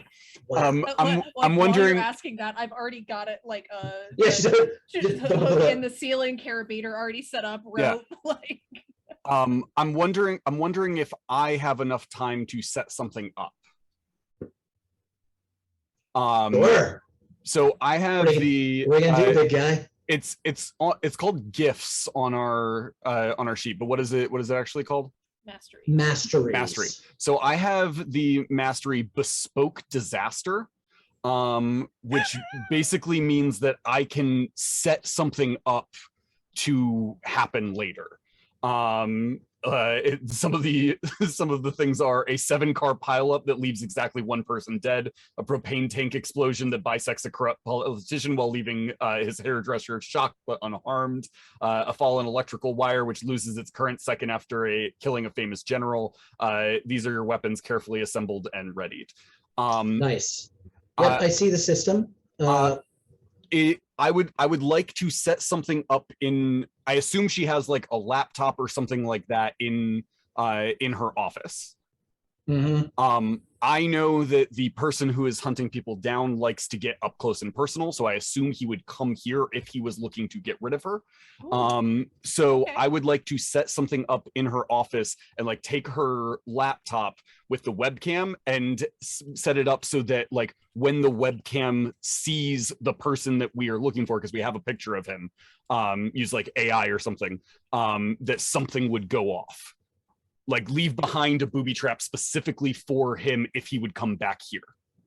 Okay. You're gonna need to roll real well Mhm. because he's got faceless, as you said. Like, and I mentioned before, Yeah. facial recognition doesn't work very well. If you roll super well, yes, Okay. you know, you'll quick code it. Okay. You're putting a bomb in it. Yeah, that works. Like a Let's small explosive or something. So you look at the back of her desk super quick, and you see one of those little plastic insets that you have in a lot of wooden desks, where you can just thread a cable through. Mhm. And she's got her laptop charger in there. It's no problem at all for you to snake another wire down there, and then just stick it into a block of C4 you have on you, and slap it underneath the desk. You Cool. plug in a USB to the Ooh, detonator to the laptop, and yeah. actually, if he's he's faceless. He'll be hard to recognize. Can I set up an AI that and hook it up so that if it doesn't recognize the person, it goes off? Because like the only other people that would be coming up here are people with key cards or police, which would both be easily like sourced. Everyone is on a list that's supposed to be here, and Yeah. someone that isn't supposed to be here would stand out more. Okay. I assume it's still a difficult check, but Hunter. it seems more reasonable than Hunter fell. Yes. It is. Get it? Sorry. Like I was just like, okay. Okay. I'll allow it. I will warn you that Igor does not have great technology and will be relying on out of the box, off the shelf software for this. Sure. It is he does not have the skills. I think it's Necessary almost to using write. the cheapness of the technology to Yes. advantage. Yeah. It's That's, using that's why I'm allowing it. yeah, it's using the garbage tech I have access to. Yeah. So what would if what you is- fail? what is this role? You're trying to quick code something. So this would be a technology. I'd say probably brute forcing it would be intellect. Okay. That gives you 1 die. I will note that you have 7 momentum in your pool true. as a team. If the team allows it, you can take any number from that pool and convert it into dice for your roll. Okay. I'd be fine with that. So is it intellect and something else? Or It just would be- straight intellect? Technology and intellect, but that leaves So you it with gives me a 1 total die. of 1. Yes. Would this be I'd say this. would this be something that like while Coin is setting this up that Viola and I could work together on this? Yeah, a teamwork roll. So how teamwork rolls work is that one of you makes a roll, and any successes they get on it above the teamwork difficulty apply as an enhancement to the other person's roll. Okay. Cool. I would say the teamwork difficulty for this is going to be 3. Okay. Okay. And what do I have to roll? If you're going to try to brute force it, you would roll intellect and technology. I'm looking through everything else in my like seeing if there's anything else that would be useful here. All I got is intellect, baby.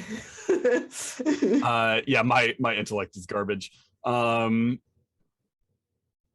only other thing I can think of would be I have the like the well-equipped thing where like people are like we've got a bunch of fancy stuff.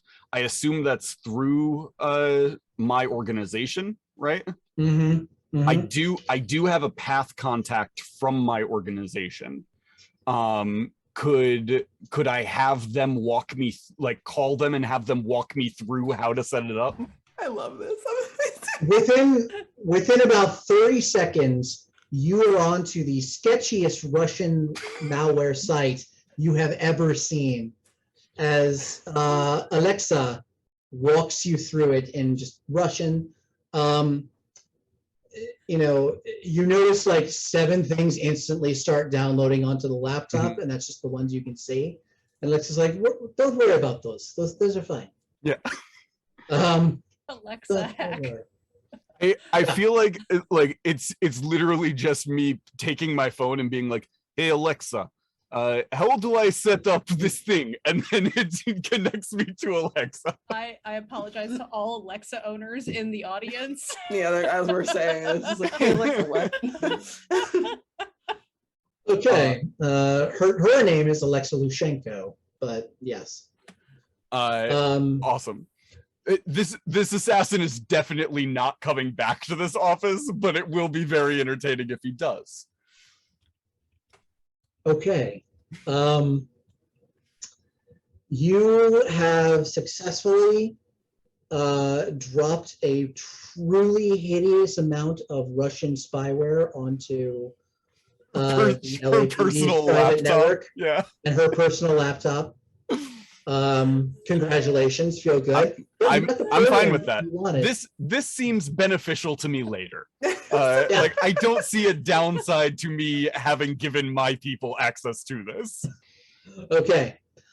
Keep in mind, folks, that you can only use one contact once per session. If you start asking them for more favors or getting them to do something else for you, it starts burning it, which means it starts reducing the efficacy of it. Awesome. And you can potentially, and you could potentially get to a point where they cut you off. And that could lead to story ramifications, which we won't deal with because you're in a one-shot. So burn away. Consequences. I don't know her. Well, if it isn't the consequences of my own actions. That was literally the title of the last episode of our actual play. It's the consequences of our own actions. It started with them in jail and ended with them in a different jail. Sounds like a good game. Okay. The video card is real screwed up and the fonts are suddenly in Cyrillic across the entire laptop, but you have successfully installed the malware. Excellent. The webcam lights up immediately. It takes a long time to read your face. And you see the detonator start to beep and beep. And then it goes boom, and a little smiley face that is somehow Russian pops up. It's wearing one of the the Russian hats with the fur, and has a little emoji hand with like a glass of vodka. Yeah, it's fine. You slam the lid of the laptop. Okay, are you two rappelling down? Let's do it. Yeah. Okay. As you both run down the stairs, you hear the doors at the bottom burst open, and armed police officers and SWAT team members start sprinting up the stairs. You hear the machinery moving in the walls. You hear the elevator cars going up. Let's say who's running down the stairs first, Viola or Igor? I'd say Viola first. I'm sorry, Viola. I apologize. No, you're fine. Viola.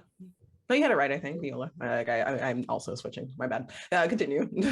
Okay, as long as I'm not getting the character's name wrong.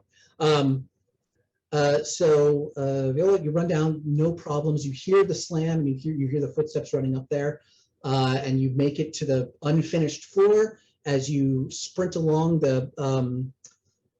the incandescent lights just sort of hanging on wires all around you. A bit of a warm wind whips through the building a little bit. You quickly like snap your safety lanyard onto the rope and just start sliding right down. Igor, you're a little bit slower, and it took you a little bit of time to stop finishing up the laptop.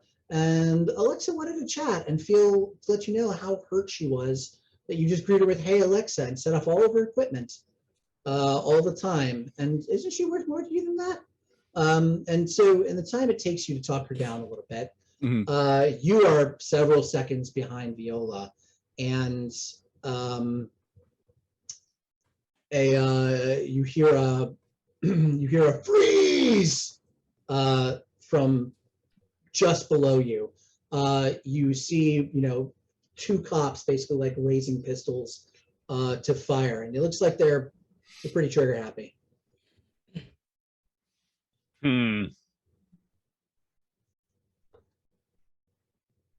How far am I from the door? You're right at the door, but they're like a half flight of stairs behind you. They're now facing you on like the little thing there. So if you run through the door, they'll be on you still in a second, probably before you can get to the rope. Sure. I would like to. I only see two, right? Yeah, but there's a bunch more. You can hear a bunch more coming up. Sure. These two are just the fastest. It was only a matter of time before someone's cat came on screen. It's the second time she did that. Oh boy. mm, I mean, I could attempt to take these guys out, or I just start running. So I mean, to take these guys out, Mhm. we would not do a full combat scene. Mhm. Story path lets you do what's called a one roll resolution for minor fights. Mhm. These are not serious antagonists. They are Right. two beat cops. Yeah, and I'm good at close combat. Yes. So So I think it's a matter of like knock these guys out and then book it. But like not enough. I don't want them dead. Because that brings more attention than I actually want here. But like knock them out and run. Right. So that's obviously close combat. Mhm. Your attributes might decide on how you want to do it. If you just want to just brute force in, just smash faces, slam into walls, whatever. If you want to kind of like deftly disable them with like joint strikes or that sort of thing, or like disassemble their weapon in like one clean like grasp, that's more of a dexterity. If you want to like dodge their blows and like take it on there and then let them wear themselves out a bit, that's more of a stamina. I think that Igor's more of a might guy. Yeah, I'm thinking just sort of like bang their heads together and push them back down the stairs they were running up. Please give me a close combat and might roll real quick. Absolutely. That's 5 in might and 3 in close combat. 3, 4, 5, 6, 7, 8.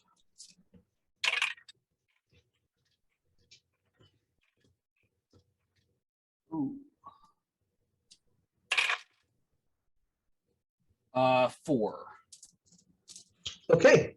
That is enough to knock both of them out. Please narrate how Igor beats the snot out of these two cops. Yeah, Igor just like they yell freeze. He immediately just sort of like holds his hands up and turns. And he's like, "Oh, thank goodness! I was so terrified. I heard bullets upstairs." And he's just sort of like walking towards them, and then they're like, ready their guns. And I go, "What is that?" Boom! And just bang their heads together and push them down the stairs, and then turn and run back up the stairs.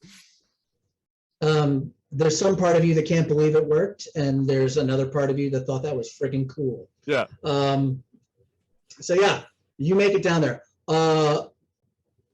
Coin, you easily make it down with her on there. You're not the strongest, but you are definitely very agile. And this isn't your first time carrying a big sack of something out of a tall story window.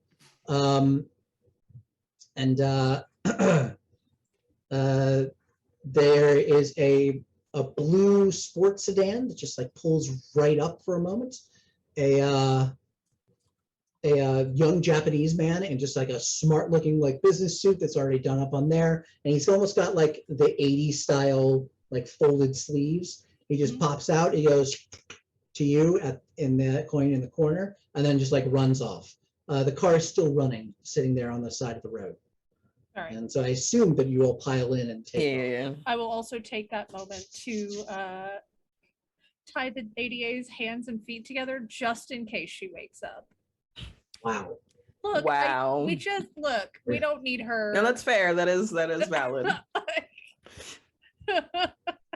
Honestly, for a group of highly trained assassins, this is definitely like one of the more heroic things you could do. Well, we do win if we prevent him from killing all 5, right? Exactly. We get a better payout if all 5 of his targets survive. But Or any of his targets one of them survive. is. Well, we don't know this, but like we don't know if this one is one of them, but like we're assuming. You look at your watch for a hot second, and you're like, "This guy's a master assassin." You're like, "At least one of them's gone by now." All right, so I'm thinking Sylvester Clark first. Guy has a grudge. Probably has some information that could really screw over this kingpin. Right. It is 10:23 p.m. By the time sundown was at was at 8 p.m. The safe house, such as it is just one of the many dual-story motels in the urban sprawl that is Los Angeles. You definitely navigate through traffic and get over there. You pull it in real quick. Most of the lights on this part of the motel seem to be out, but that's all the better since you're carrying in an unconscious district attorney. You just click the key card real quick to the door, and you take her in. It's like any standard cheap motel that anyone's ever been in. But as you kind of look at it, you notice a few things. There's a weird tint to the windows now that you kind of look at them, and you tap it for a second. There's a deadened sensation. You're like, oh, that's bulletproof. And then you look over at some of the linens, and they're a little weird and a little heavy, and you're like, oh, that's Kevlar. Okay. So it's clear that although this place looks like hot garbage, it is in fact lukewarm garbage. It's but garbage that'll keep you safe. Safe garbage. Safe garbage. Yes. So does the bathroom have a window in it? No. I would like to put her in the bathroom and close the door. Yep. That's valid. Okay. You notice the bathroom door has a lock on the outside, as if Perfect. They knew exactly as what if this it is was very for. as if it is very frequently It's called exactly for what I this want. exact situation. That's exactly what I want, is to put her in the bathroom, lock the door.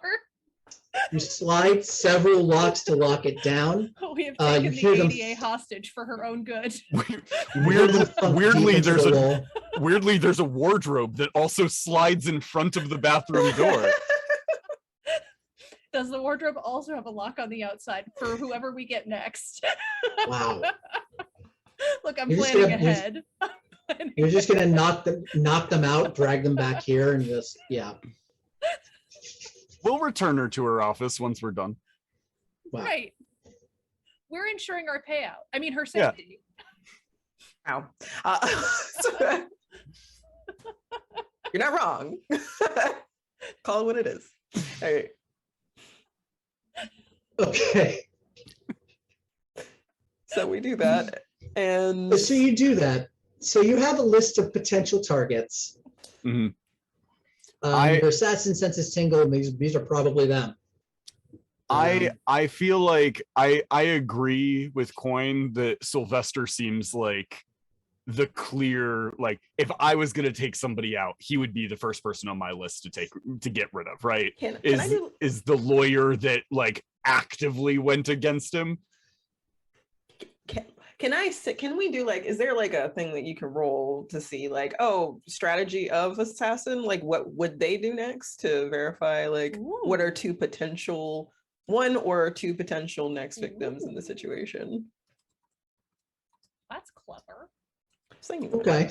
We Okay. know each other. We study each other's patterns. It's like, oh, if I were this guy and his like this is his like thing, well, what would he do next after what he just did? So you're going to have to take a little bit of time to research each of these targets. It should be fairly quick, but it's still going to take time, and the clock's ticking in the background. Okay. So, but you can do it. You can do it. So Can I let's drive see. while she does it?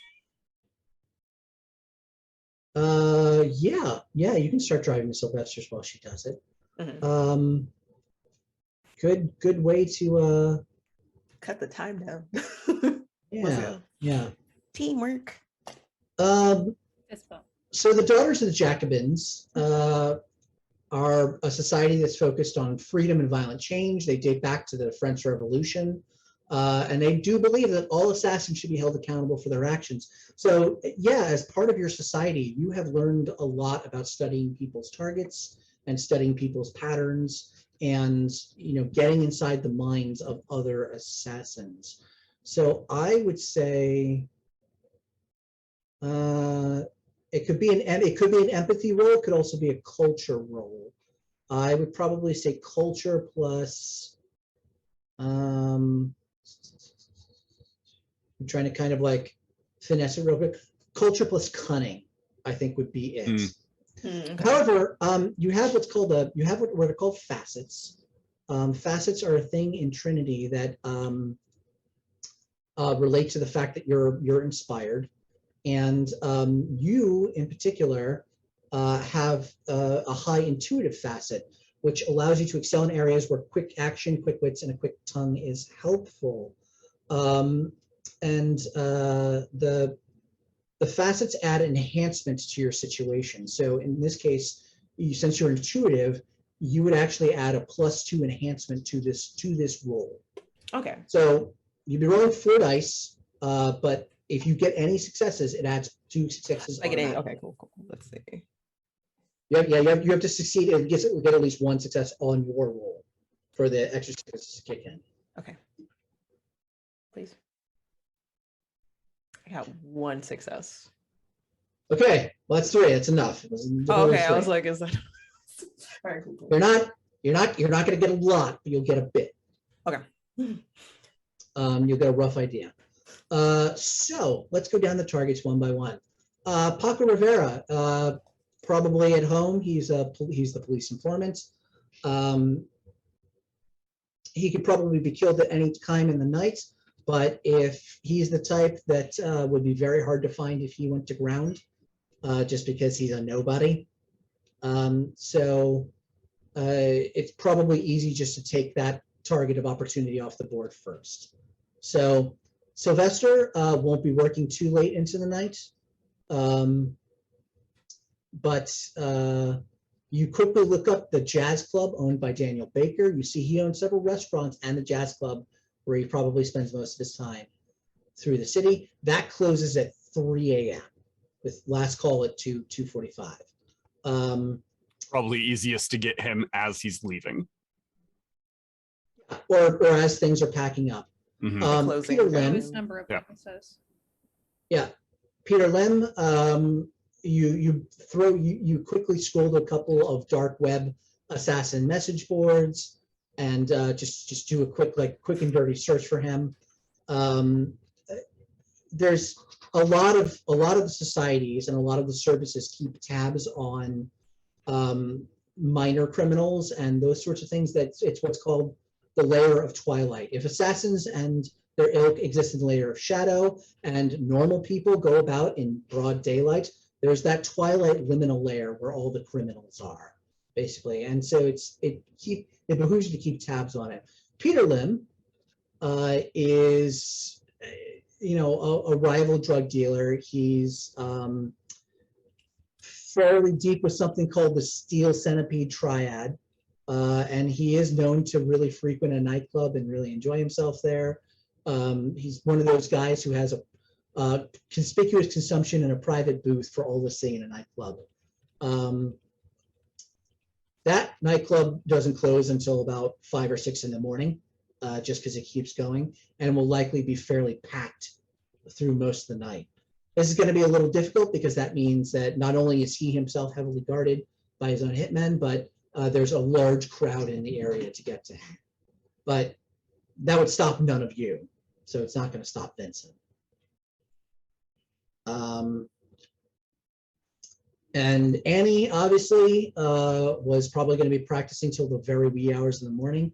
But you've taken her off the board, so you don't know if the bomb's going to get him, or if he's just going to note the sudden heavy police presence in front and decide that it's compromised. I see. So this is kind of set up where potentially, and correct me if I'm wrong, that whoever has a window of opportunity to get to them, oh, I'm getting ready to go home, or oh, hey, there's a lull in transition of time. So oh, something's closing down, or I'm getting ready to go home today. That might be the opening for this guy. So he's usually using a moment of space and time to go home, or or when yes, go ahead. Sorry. As someone not familiar with the LA metropolitan area, how neither am I. I'm making all this up. Me either. Oh, fantastic. Yeah, this is fake LA. Okay. This is fake Okay. LA, man. Sorry, yeah, no. To any LA fans out there, we are filming in Vancouver. This This is the So- LA of 24 fame, where everything is a 20-minute drive. So listen, if you wanna dramatically edit something, if you wanna make something up, that's all I'm doing. Well, I was also This is trying to this is a movie, optimize LA. like This isn't the real one. locations. So anyway, I'm driving. I will go where Viola says is the best place to go next. All right, the manual transmission clunks as you just like slam it into gear. I am a much better manual driver than that. Clunk. That is, it shouldn't clunk. It It's shouldn't not. even grind. It's not you being bad. It's a bad car. It's a bad car. It's a soft clunk. The clunk, clunk, clunk. Yeah, anyway. All right, fine. Gentle. You're a much better driver than that. I drive a manual in real life, so It's a dignified clunk. I said, all right, it clunks. It's a perfectly valid description. most modern manuals, it's a very soft slide into the gear. Oh well, It's there's like- your Okay. problem. It's like There's old your problem. transmissions that clunk. This is an old manual in fake LA, it's a which 1990 all manuals It's a clunk in fake reinforced LA. This is an 1990 old Honda car in Accord. fake LA. This is a Ma'am, this is a the best Volvo. Those are so expensive to repair. I know. but That's they do why the clunk. manual is clunking. Is we really need to repair that part, but it's too expensive. Clunk, clunk, clunk, clunk. Anyway. Okay. Okay. So Viola's like, He'll go ahead, go. Sorry. Yeah, he'll probably strike when, like you said, the bar's closing down or the crowd's thin out a little bit or something like that. It might be earlier than when closing time actually is, but it probably won't be too far off. So, yeah, Sylvester probably is the next best target. Do you want to head there? Yeah. So like he's So- gonna be at his place of work for the rest of the night, essentially. The Right. the question becomes, do we want to try and beat this guy to each person in order, or do we accept Sylvester as a casualty and try and get the other two? Or do we wait at Sylvester's office for him to show up and kill him? I was gonna say that. That's what I was gonna do. Like I was like, we set up for this guy. We send Sylvester home and then sit in his office as bait. Yeah. I mean, I am faceless. Maybe it'll work. Yeah. I can hide. I could be the secretary who I would love for you to say that as Igor. It's just like I can hide. I can hide. I am He's very just gonna I- disguise I himself am as a large. bookshelf. I am Just large look man, at but I Igor, hide like, in look shadow. up at Igor. It's just Yeah. like No, just disguise him as a bookshelf. Paint books on his face and just put him. It's in the just- corner. It's just the chair in Sylvester's office turns around and it's just Igor wearing Sylvester's clothes, but they don't fit him at all because he's a much larger man. Buttons popping off. Buttons popping off, the sleeves come down to like just below the elbow. He's like, Tattoos. "Yo, it is me, Sylvester. I am lawyer, yes?" oh, no. You laugh, but this is exactly how every Hitman game goes. They just- Oh man, I love that game Disguise, you're like, series that so can't much. possibly work. Yeah. You're like, this guys can't possibly work, and it totally works every time. Yeah. And you actually have the mastery to pull it off. Yeah. All right. So I would say, yeah, I agree with this. Yes, I'm just gonna say yes to this. Like going, I would say not getting him out of there, but just at least knocking him out and putting him Just in a stick safe him in a area. closet. They're going to his office. Yeah. So Yeah, I Okay. think we go to his office. yeah. Okay.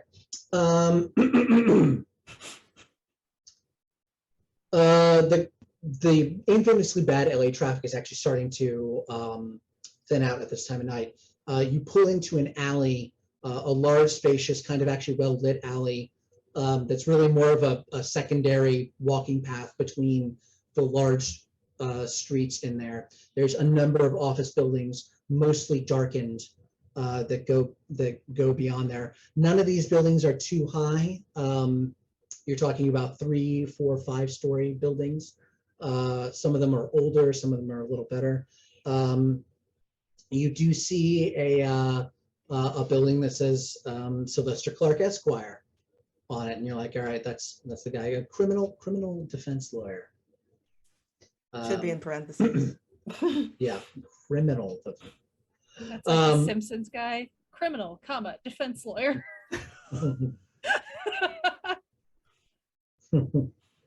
No, money down. Exactly. So That was exactly what I was thinking of. they got this all screwed up. Okay. So all right. So all of you just exit the car, right? And you're starting to walk into the building. Yeah, is it just like a normal? It's not like as a heavily armed as like the DA's office. This is just like, oh, this is probably a private practice kind of situation. Yeah, no, the front doors are apparently probably locked at about 7 p.m. But I could pick that. you've got larceny. Yeah, that is a nothing lock to you. Yeah, essentially. It's like click, click, click. You know, it's for Skyrim, you'd find the sweet spot and like it would like right off. Yeah, the literally bat, just like, turn. cloop, and like, okay, cool, it's open. All right, you're done. It's open. The doors, as you pull the doors open, there is a crunch and a car alarm that goes off at the from the side, from the alley that you just came out of. Can I like? I'm gonna immediately run around the Is building. that our car? Okay. Right around the building, there is a overweight man. There's a toupee laying on the ground, and there's an overweight man face down in your car. The top of the car is bent downward. The windshield is spider webbing out, and you see rivulets of blood starting to fill in the cracks as it goes down there. His face is partially through the windshield, but you see. From the kind of top of his head and from his back, you see bullet wounds starting like spreading a little bit. There's movement on the fourth floor, just sort of rapidly. You see like a bit of a shadow go. He's up there. I think he killed him already.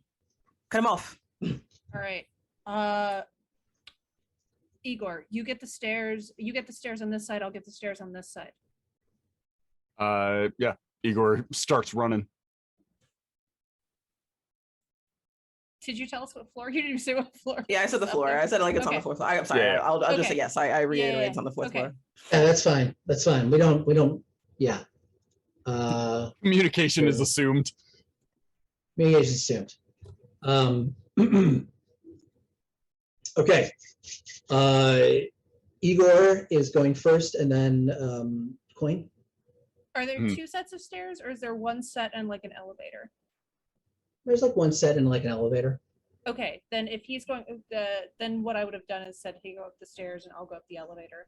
That way, one of us cuts him off. One of the us will path. find him. Yeah. Yeah.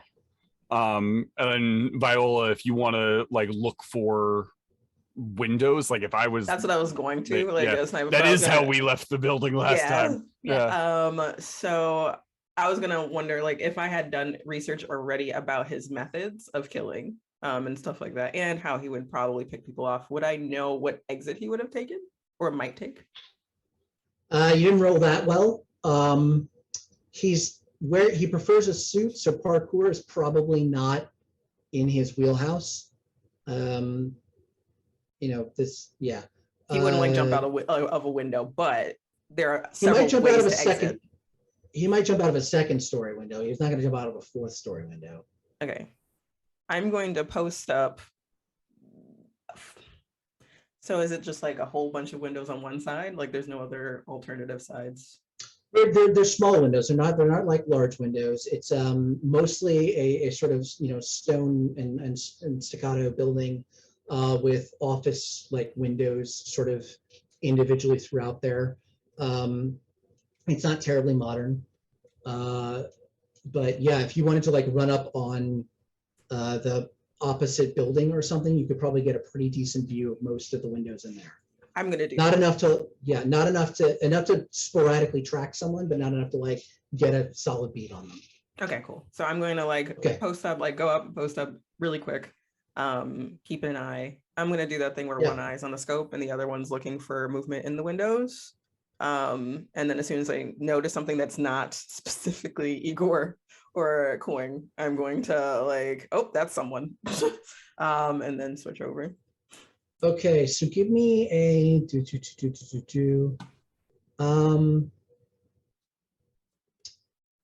I would say this is probably an aim and cunning roll to start tracking him. Okay, cool. All right. But your intuitive aspect does apply to this. Okay, cool. Please. I got a 10. My Google went off. Okay, I like my Google. It's not Alexa. I got a 10. So that's exploding, right? So then I roll it Yep, one again. success, so roll again. One more success, but not a 10. And Okay, then, that's fine. And then intuitive 2, right? So Yeah, 2 successes. So 4 successes. Great. You quickly you haven't worked with Igor and Coin very long. You've worked with them long enough and on a few enough jobs and know enough about them to know Igor's movement style is plotting and just to the back straight and proud chest at all times, even if he's running. And do you ever see the movie Cloudy with a Chance of Meatballs? Yes. You know the police officer, how he runs like this? That's exactly how Igor runs everywhere. Yeah. Coin, by contrast, is weirdly bendy but never stands up straight. So you can kind of like tell. I just move like someone with EDS. Yeah. Like.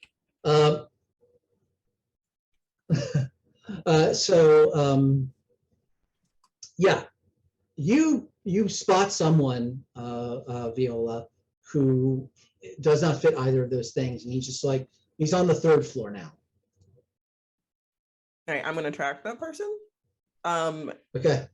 And they're moving Can like they're I- running, right? I'm assuming. Yeah. Can I spend Yeah. inspiration or momentum for a dramatic edit where we have a communication device and channel that we're all on? That's a great idea. I was wondering because I was like, wait a minute, would we have that just cause, or would that be an edit? That's probably a 0-point dramatic edit, because that honestly makes a ton of sense that you would have that anyway. So Okay. So boop, just like little Bluetooth earbuds pop into all of your ears, but they've always been there. The dramatic edit isn't actually that we have them; it's that Igor remembered to turn his on. Yeah. It's like, oh right. Yeah. Okay. Yeah. No, you got it all. He's on the 3rd floor. Hit the button on the elevator so that it lights up the 3rd floor. If he's like running, I'm like, oh, clearly someone escaping. I'm going to. I'll take the shot. I'm going to take the shot. Yeah. Personally. Okay. Did you confirm that this is the person we're looking for, or just that it's not one of us? It definitely confirmed that it wasn't either of you based off of how you look. Like, I feel like I would automatically know it's not Igor because of the running style. And Coing definitely has a way of moving that's like, okay, that's clearly not, no. So this person is running away, not the person that just like, clearly the target has been killed. Like, probably this person, but if someone else is running, oop. Is that how I feel? Try and get a leg shot, maybe. Leg shot is where I'm going to go for. So you can slow down so one of you can get them. Yeah. So again, you've named specialty in long distance weapons. That's good.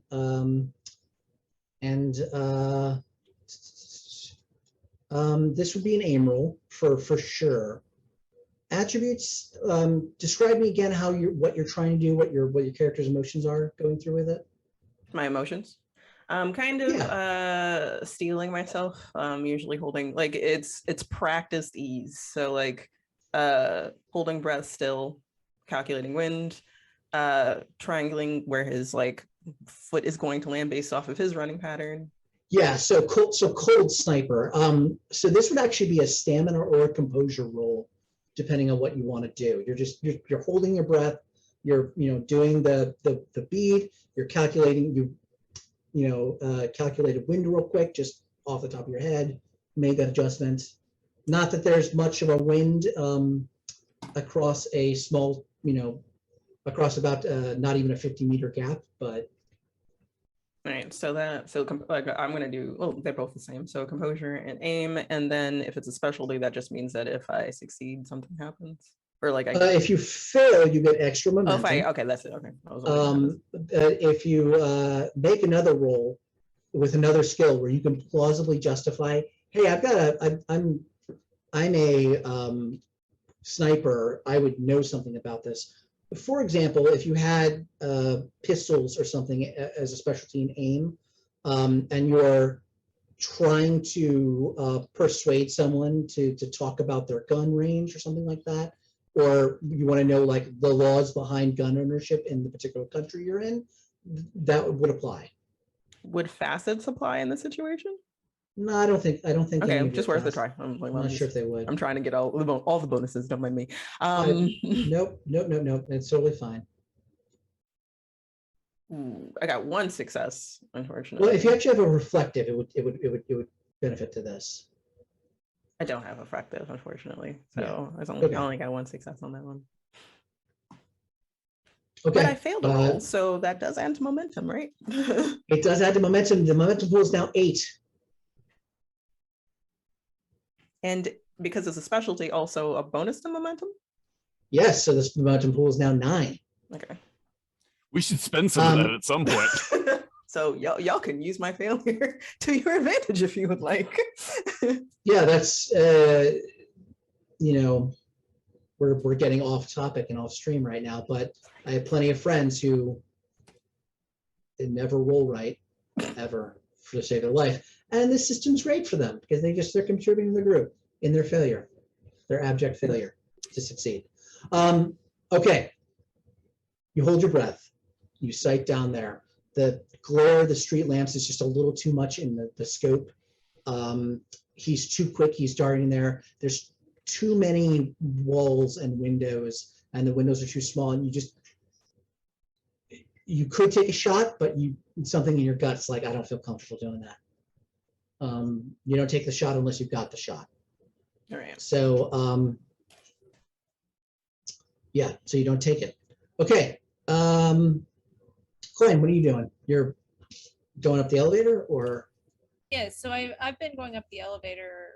Well, like as soon as she told us that he was on the 4th floor, I would have gone up the elevator. And when she did the 3rd floor, I would have switched to the 3rd floor. So you're going up to the 3rd floor. Yeah. Okay. Okay, and Igor, you're running up to the 3rd floor? I'm running up to the 3rd floor. I would like to make a case for, I have a specialty, an athletic specialty of climbing. I would like to just be like grabbing the railing of the like stairwell and like vaulting myself over and just getting up these stairs like super fast. So I do have a thought actually before we open the elevator doors. Would this count as the hunt? Like in story times, because I've got the Melia's hunt. Okay, so I'd like to spend an inspiration to exercise stealth when attempting to go and notice sneak up on someone. Melia's hunt becomes invisible and silent. Spend inspiration and just like climb up on the ceiling of the elevator just in case he comes. Oh, that's super good. And I feel like I'm making a lot of noise going up the stairs, so the elevator would be the clear option for him.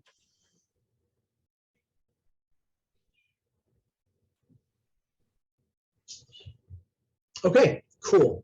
And just point of order for Igor. Y'all are hyper competent assassins in an action movie. Mm-hmm. You don't need to make a case for climbing and like leaping nimbly bimbly from things there if you have, especially in acrobatics. Mm-hmm. Do it. Awesome. And that applies to all of you. That applies to all of your roles. Mm-hmm. Or your not roles, just narrating stuff you can do because you're that mm-hmm. good. Okay, All right, Igor, you quickly climb up. Coin, the elevator doors on the third floor chime. They open up. Nobody's there. I'll drop out of the Wait. elevator and swing through the door, trying to be as quiet But as you are- possible. But you're quite silent in doing that. Yeah, that's the attempt. So you are undetectable until what? It says the assassin may spend, when attempting to go unnoticed, sneak up on someone or otherwise exercise stealth during the hunt. If they would be noticed, they may instead gain a point of the debt due condition to remain unnoticed by swiftly retreating to a safer hiding place. This will not allow an assassin to automatically succeed, but it will allow them to attempt it again. Or at a Okay. milestone opportunity. I do have to look up what debt due is, but give me 1 second.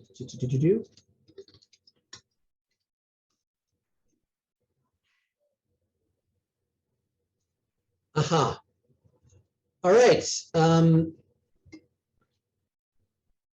Okay. So I will explain that to you in just a moment because it's about to hit your character. Awesome. You start to swing out for just a second, and Vincent is right there beside you. He's right there on the side there, just sort of like back against the wall. He happened to be looking just slightly away, but the sense of movement, the air or something, his head starts to turn a bit, but you just flexing all of your muscles and acumen, you just whip yourself right back around into your hiding That's circus spot. training. That's Yeah, circus that's- background. A circus, baby. Okay. So debt due represents physical or mental needs held in abeyance while the assassin's on the hunt. Okay. Okay, this is, if you ever have to make another physical exertion, this is going to add a penalty to your roll. And if you fail that roll, you will just kind of drop over from exhaustion because you're pushing your body to your limits. Got it. And you can use that mastery again to do that again, but then the penalty gets higher when you eventually do have to roll against it. Okay, got it. So, okay. The doors close. You didn't even trip the sensors on there. But as the elevator starts going down a little bit, you see the doors just like starting to be forced open on the top of there.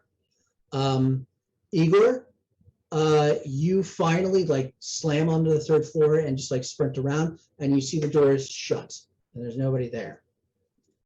There's above you in the elevator coin, you hear a clump. Okay, got it. Do I see like the entry panel to get into the elevator from above, Yep. like the maintenance? Yep, it is literally right next to your face and it swings open. Okay, got it. I'm gonna try and stay out of the way of it as much as possible to let him drop in. Yeah, he drops in. It's already heading towards the lobby, but he just like punches that twice. I'd like to immediately go for the garrote. Ooh. I'm not wasting time on talking. I'm not getting him monologuing. I'm an assassin. Will it all end here? Several minutes early. We will find out. No, that's when we come up with a new bad guy. It was really the district attorney that we've already taken out. That was the real. So it sounds like you're just kind of trying to like deftly drop around and just immediately go for the garrote. I would say this That's is so a cool. close combat dexterity roll. Okay, got it. He's going to make a that's going to be defensive roll. 8 dice. And then I have a specialty in garrote. And then I also have garrote as my killing weapon. Let me see what that does.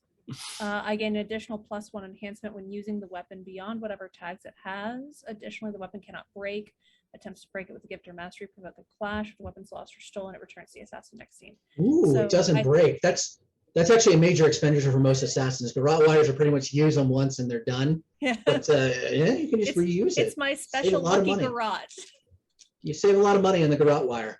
And then that additional +1 enhancement, does that add a die? Yeah, that adds, so if you roll a success in your pool, that adds an extra success. Okay, got it. All right. Give me at least one. Oh no. Where'd it go? All right. I've got a 10, I've got 2 8s. I've got you landed on a 1, so I don't care about you. So I've got a 10 and 2 8s, so that's oh wait, did I get no, I only remember 1 10, so I'm only gonna count. So that's 3 so far. 3 Okay. successes. You got to beat a 4. Did you roll on the next time? Yeah. Okay. So 3 successes. The 1 fell off the desk, so I can make an argument that the floor messed it up. You have a special Right. Everybody knows the Oh, wait, dice no, no. has to be rolled into the tray. And so I have the close combat specialty with Garrote and the +1 enhancement.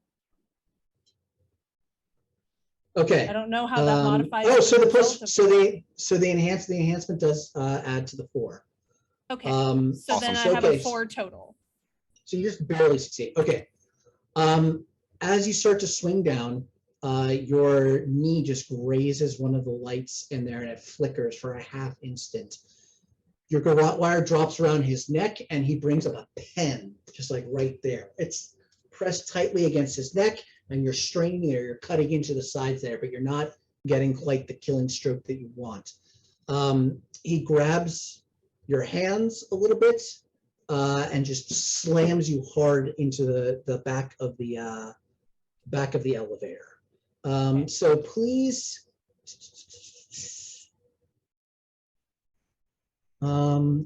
he's going to take 1 injury for that, and then I'm going to, I would say, give me just a straight stamina roll. So that's just 3 dice. Okay.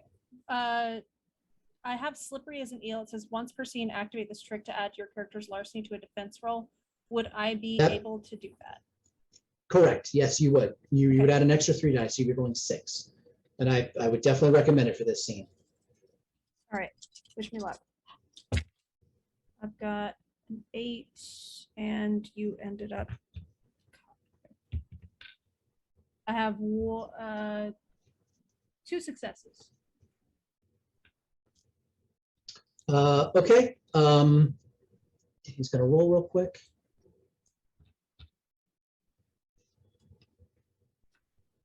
Ooh. Okay.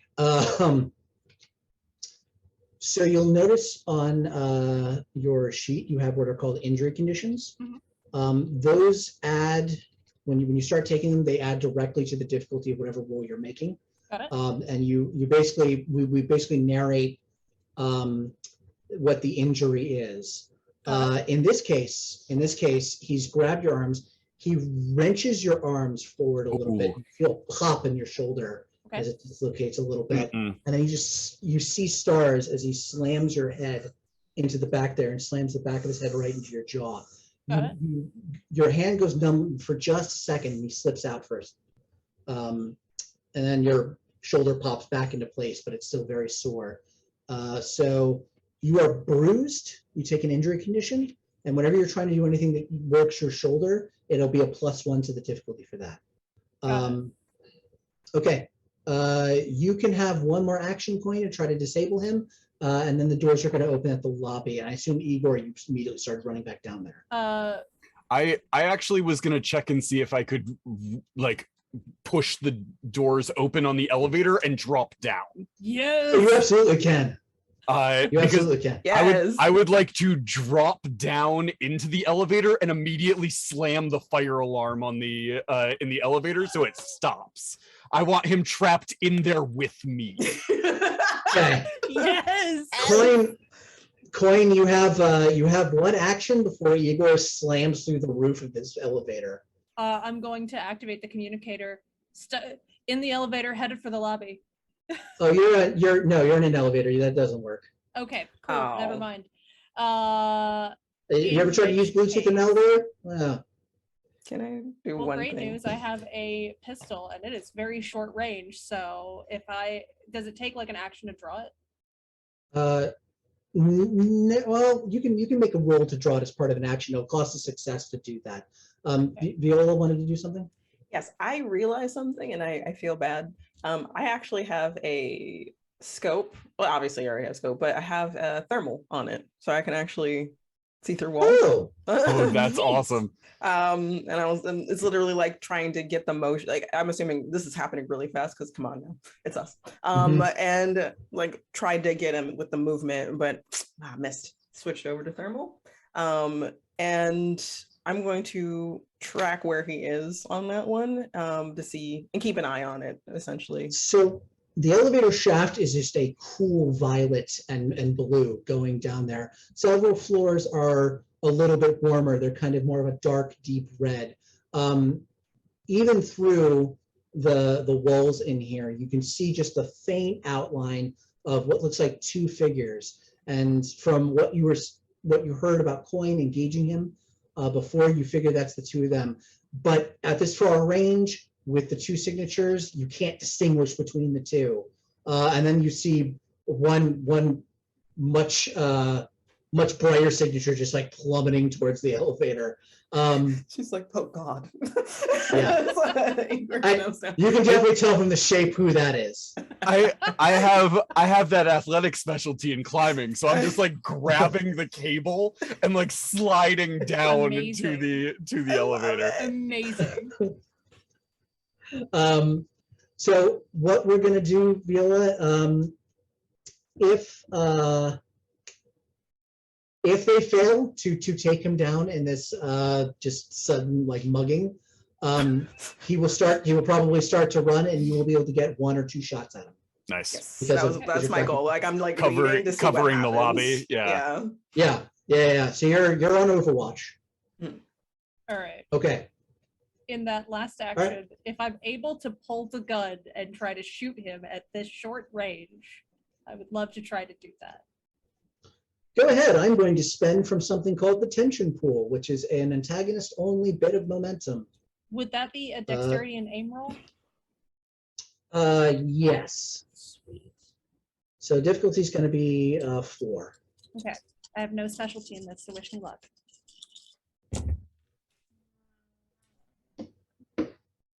Success. Just 2. So no, I don't. I just shoot into the ceiling or something. He activates a specialty trick of his. As you start to swing your pistol up to him, he just grabs the top of it, elbows you in the sternum for a second, and you hear a click and a snap, and he just disassembles your pistol and just drops it there. Rude. Disassembling another assassin's gun like that. It's just bad form. You don't do that. This is why the council The wants him dead. disrespect. Bad juju, man. It has nothing to do with the people he's killing. It's because he does things like this. Yeah. Just to come at him, he's like, "Da, da, da, da, da." And you're like, "That's my favorite gun." Was your favorite gun. Anyway. Anyway, Igor. Yeah.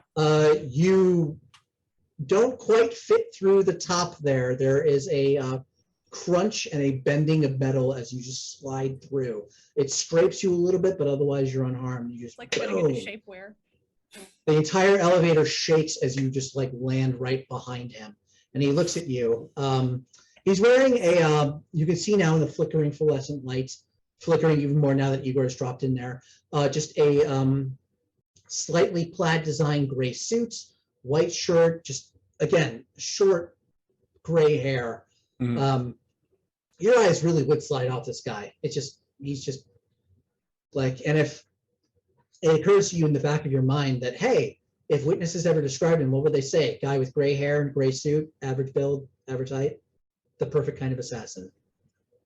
Oh, yes, actually, Viola, you just like take you independently swivel your one eye that's not on the scope over to the side there with a little bit of straining of specialty muscles. And you notice at the end of the alley, they're facing away from your car, there is a cab sitting there. Yeah. Get rid of his getaway car. Yeah. Like, Take the shot. I'm gonna take the shot. I'm gonna like Do it. what do I do?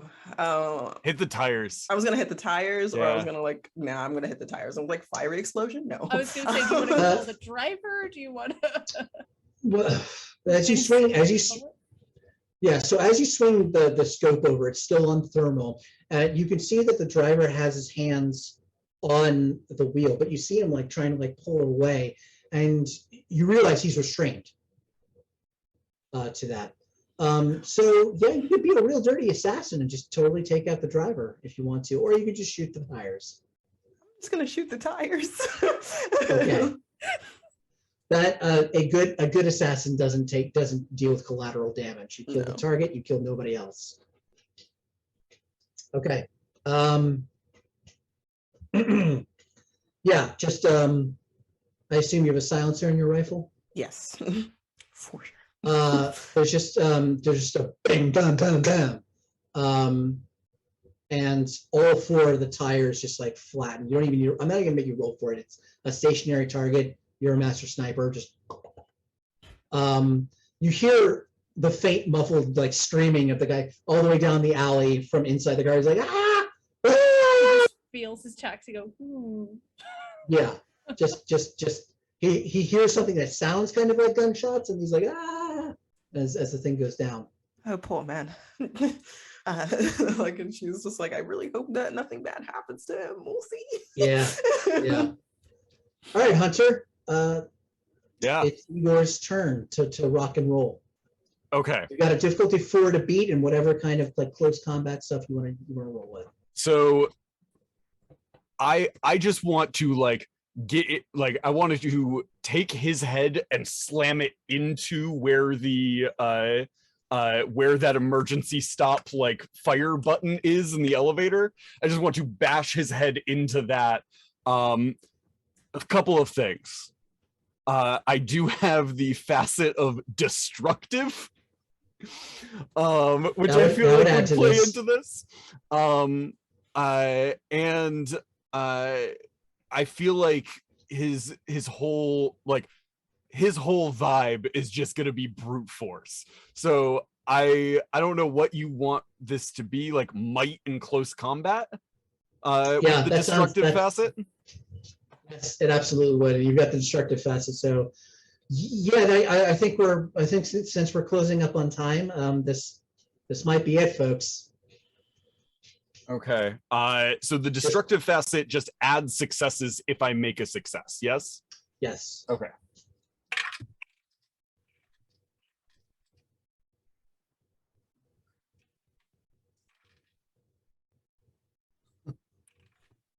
Uh-oh.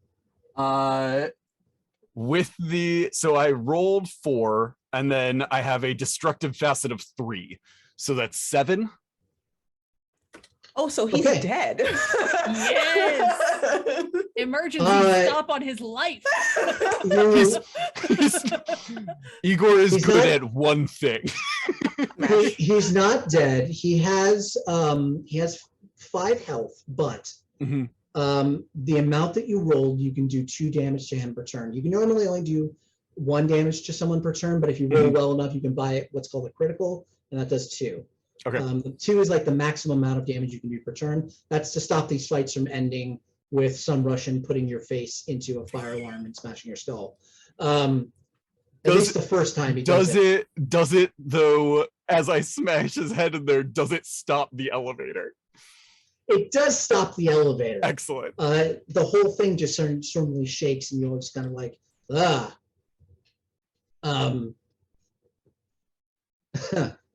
He is he's going to return the blows as best he possibly can.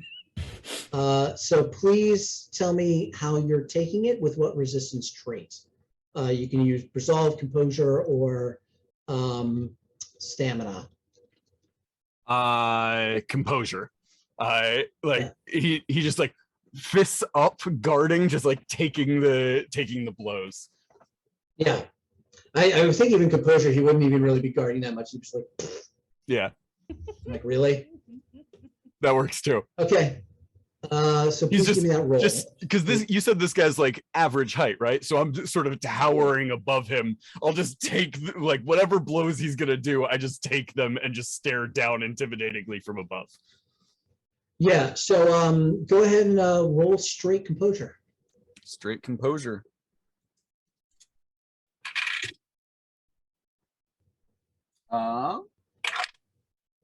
One success. Okay. I do have Kevlar on. I don't know if that does anything. It's not going to do something against what he's going to do. Mm-hmm. He with a rapid series of blows, he's obviously studied. Your close combat's like what, 4 or 5? Say again. Your close combat is 4 or 5? 3. 3. That's enough to recognize the style he's using. He's obviously an expert at Krav Maga, which is the dirtiest form of fighting known to man, other than straight up bar fighting with a chair. So as soon as he starts to like hit you and realize you're not going to move, he drops to a knee, and you hear the click of a knife come out, and he drives it right into your knee on the side there. Okay. You feel a sharding. A sharding.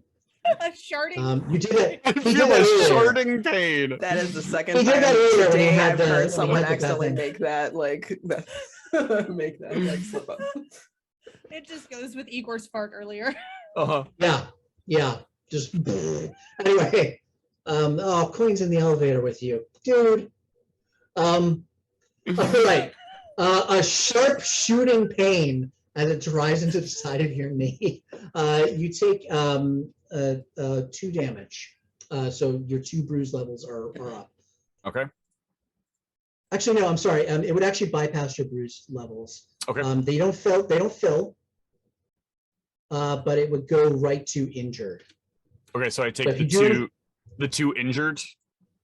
Yeah. So if you do anything that deals with you using your knee from now on, then you get an increased difficulty because it's harder to do it. Because you fucked up your knee. I have a question. All right. Yeah. So I have the Mastery Magpie's Gaze. And Magpie's Gaze says that whenever another character present in the scene uses a mastery or a similar antagonist ability, spend inspiration until the end of the scene. You may use the copy technique as if it were one of your own masteries. That's You must pay awesome. any cost required to activate it. This mastery may only copy 1 technique per scene. At the end of the session, if you have enough experience to purchase the mastery, you may do so. Not worried about that part. Right. So you want to copy his gun trick? Or whatever he just did to Igor's knee. No, that was just him. That was just him straight doing it. However, the trick, the disassemble thing wasn't like a trick mastery thing, which is good because he immediately pulls out his pistol to just like Okay, then yes, that is to what double I'd tap like Igor. that is what I'd like to spend my inspiration That's awesome. copying the gun trick. Yeah, just spend 2 momentum out of the pool real quick. Got it. And so The pool is now 7. okay. In a flush of anger, after he's just disassembled your weapon, what a disrespectful move. You realize that you don't owe this man any respect at all. You can reply right in kind. So as he swings it out, you saw how he moved. You felt the movements of his hands on the gun through the vibrations in your fingers as he did it. You felt the wrenching on your trigger finger as he pulled the weapon away from you.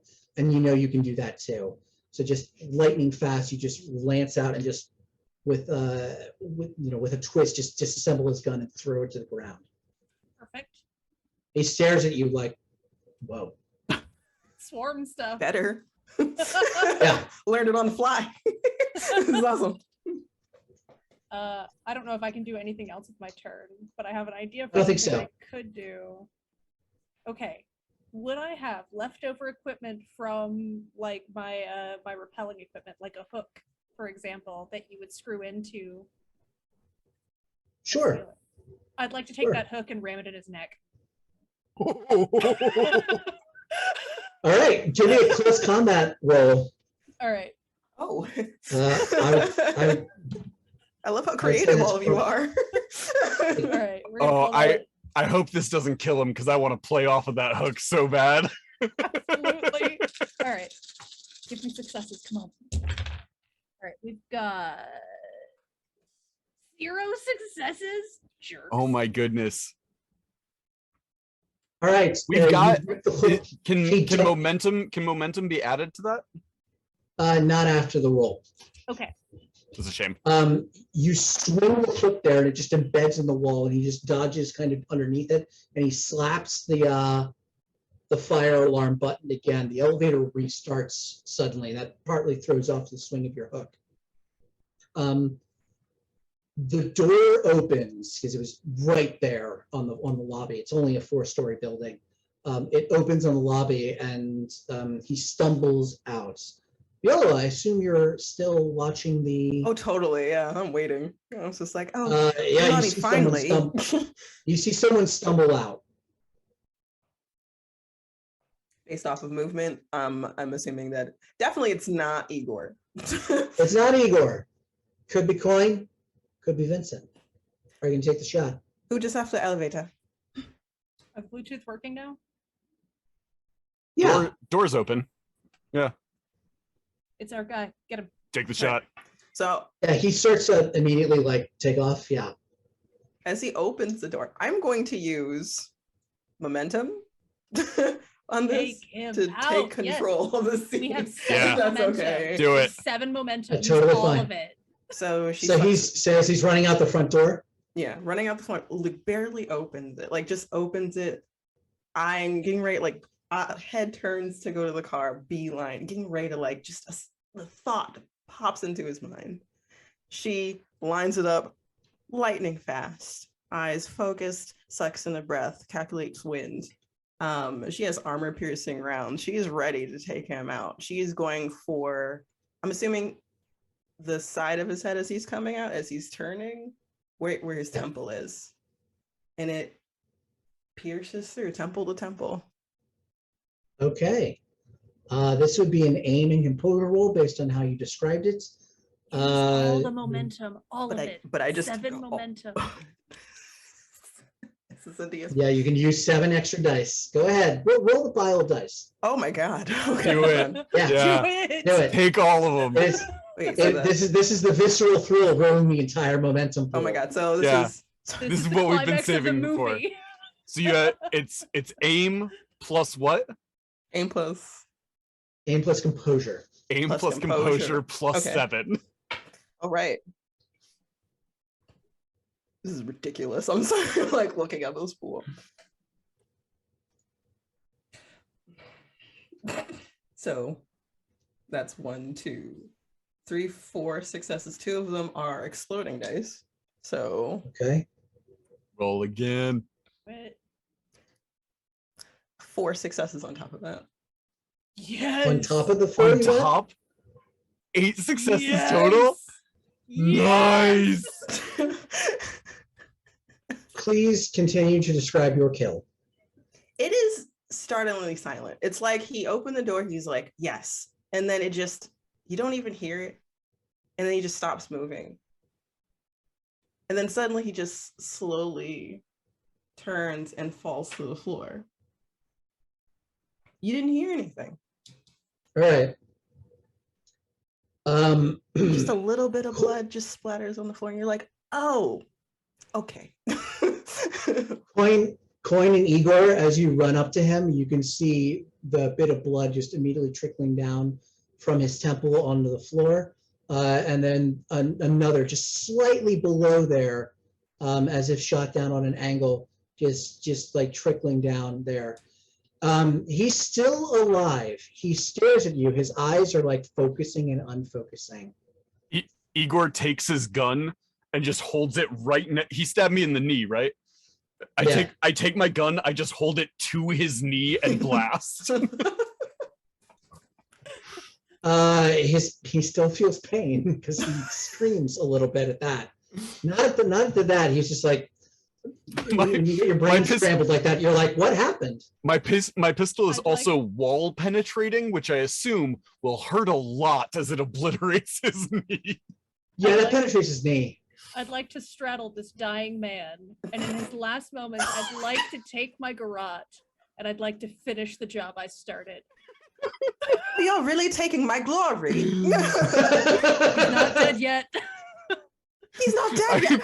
I come across the Bluetooth. I go, thank you for the assist. Damn. And then she just cuts off like mid sentence, like just So disconnects good. the Bluetooth and slams it on the floor. eats it. All right, the garrote sinks into his neck and then eventually pierces it. You see the line of blood just well around it, and then just forces it down and down and down through tissue until it's wrapping around bone, and just with a single savage jerk of your arms, you snap his neck. Contract All right. completed. The target is down. No, you don't say. Jesus. Could one of you please get the driver out of the driver's seat for the taxi? Oh yeah, that's right. He does drivers. You said take the driver out? No! No extra kidding. You know how this works. Just get him out of the seat. He probably wet himself. Sharded himself. This seems It's all the rage. All the cool kids are doing it. yeah. This seems like a coin job. I am not a people Shark person. count 2.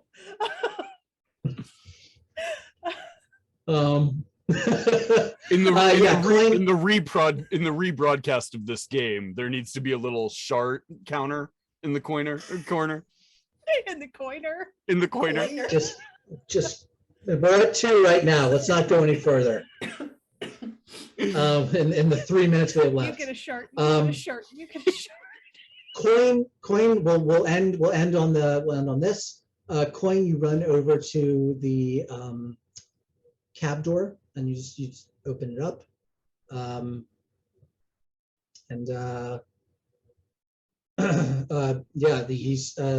cab driver is looks like a young black guy. He's got big thick glasses on. He's got his hands zip tied to the steering wheel, and you can see beside him is just sort of like a half-eaten lunch. And he's like, please, don't kill me, don't kill me, gotta help me. Question: is the swarm hiring? Always. You know, kid, you seem like you need a new job. I'm gonna pull out a business card. Call these people. They'll take care of you. You slam the cab door shut. Leaving him there zip tied. Like as I'm cutting the zip ties off, I hand. Oh, okay. I thought like here's I thought you were- card smack. You just take the business card and like put it in his mouth. He was like good job, and then just slam the door. And it's just You're like, what are you doing? You seem like you Rescuing got this- under pressure. Rescuing this guy was not a part of our job description. We don't get paid extra for this guy. Do you cut him loose or not? Yeah, I cut him loose. Okay. And give him a All business right, all card. A nondescript business card with no like company name, just a phone number. He is too stunned to speak, and you slam the door. And a few hours later, you were all on individual flights to individual cities out of LA. Congratulations, you have killed your assassin. Woo! Woo! And I believe we're just about at time. Oh, yeah. Oh man. So for great. those of you who didn't know, the 2004 Michael Mann movie Collateral, starring Jamie Foxx and Tom Cruise, is literally exactly this plot. Oh, I And I was just mixing stole that up it? with Taxi Driver. Oh, Yeah. I'm trying to remember. I've seen, yeah, that's the one I was thinking of. I just kept calling it Taxi Driver. So I was just like, so what happens if during the plot of that movie, 3 assassins try to kill him? There we go. He doesn't even make it through the 30-minute mark. of the movie. Oh wow. That's fantastic. All right. Hey. Oh man. We only lost one. 2. And one is like locked in a Oh, well, bathroom two, in a yeah, safe that's true. house. So Yeah. All right, the end credits after credits scene. Dawn over the city of Los Angeles. A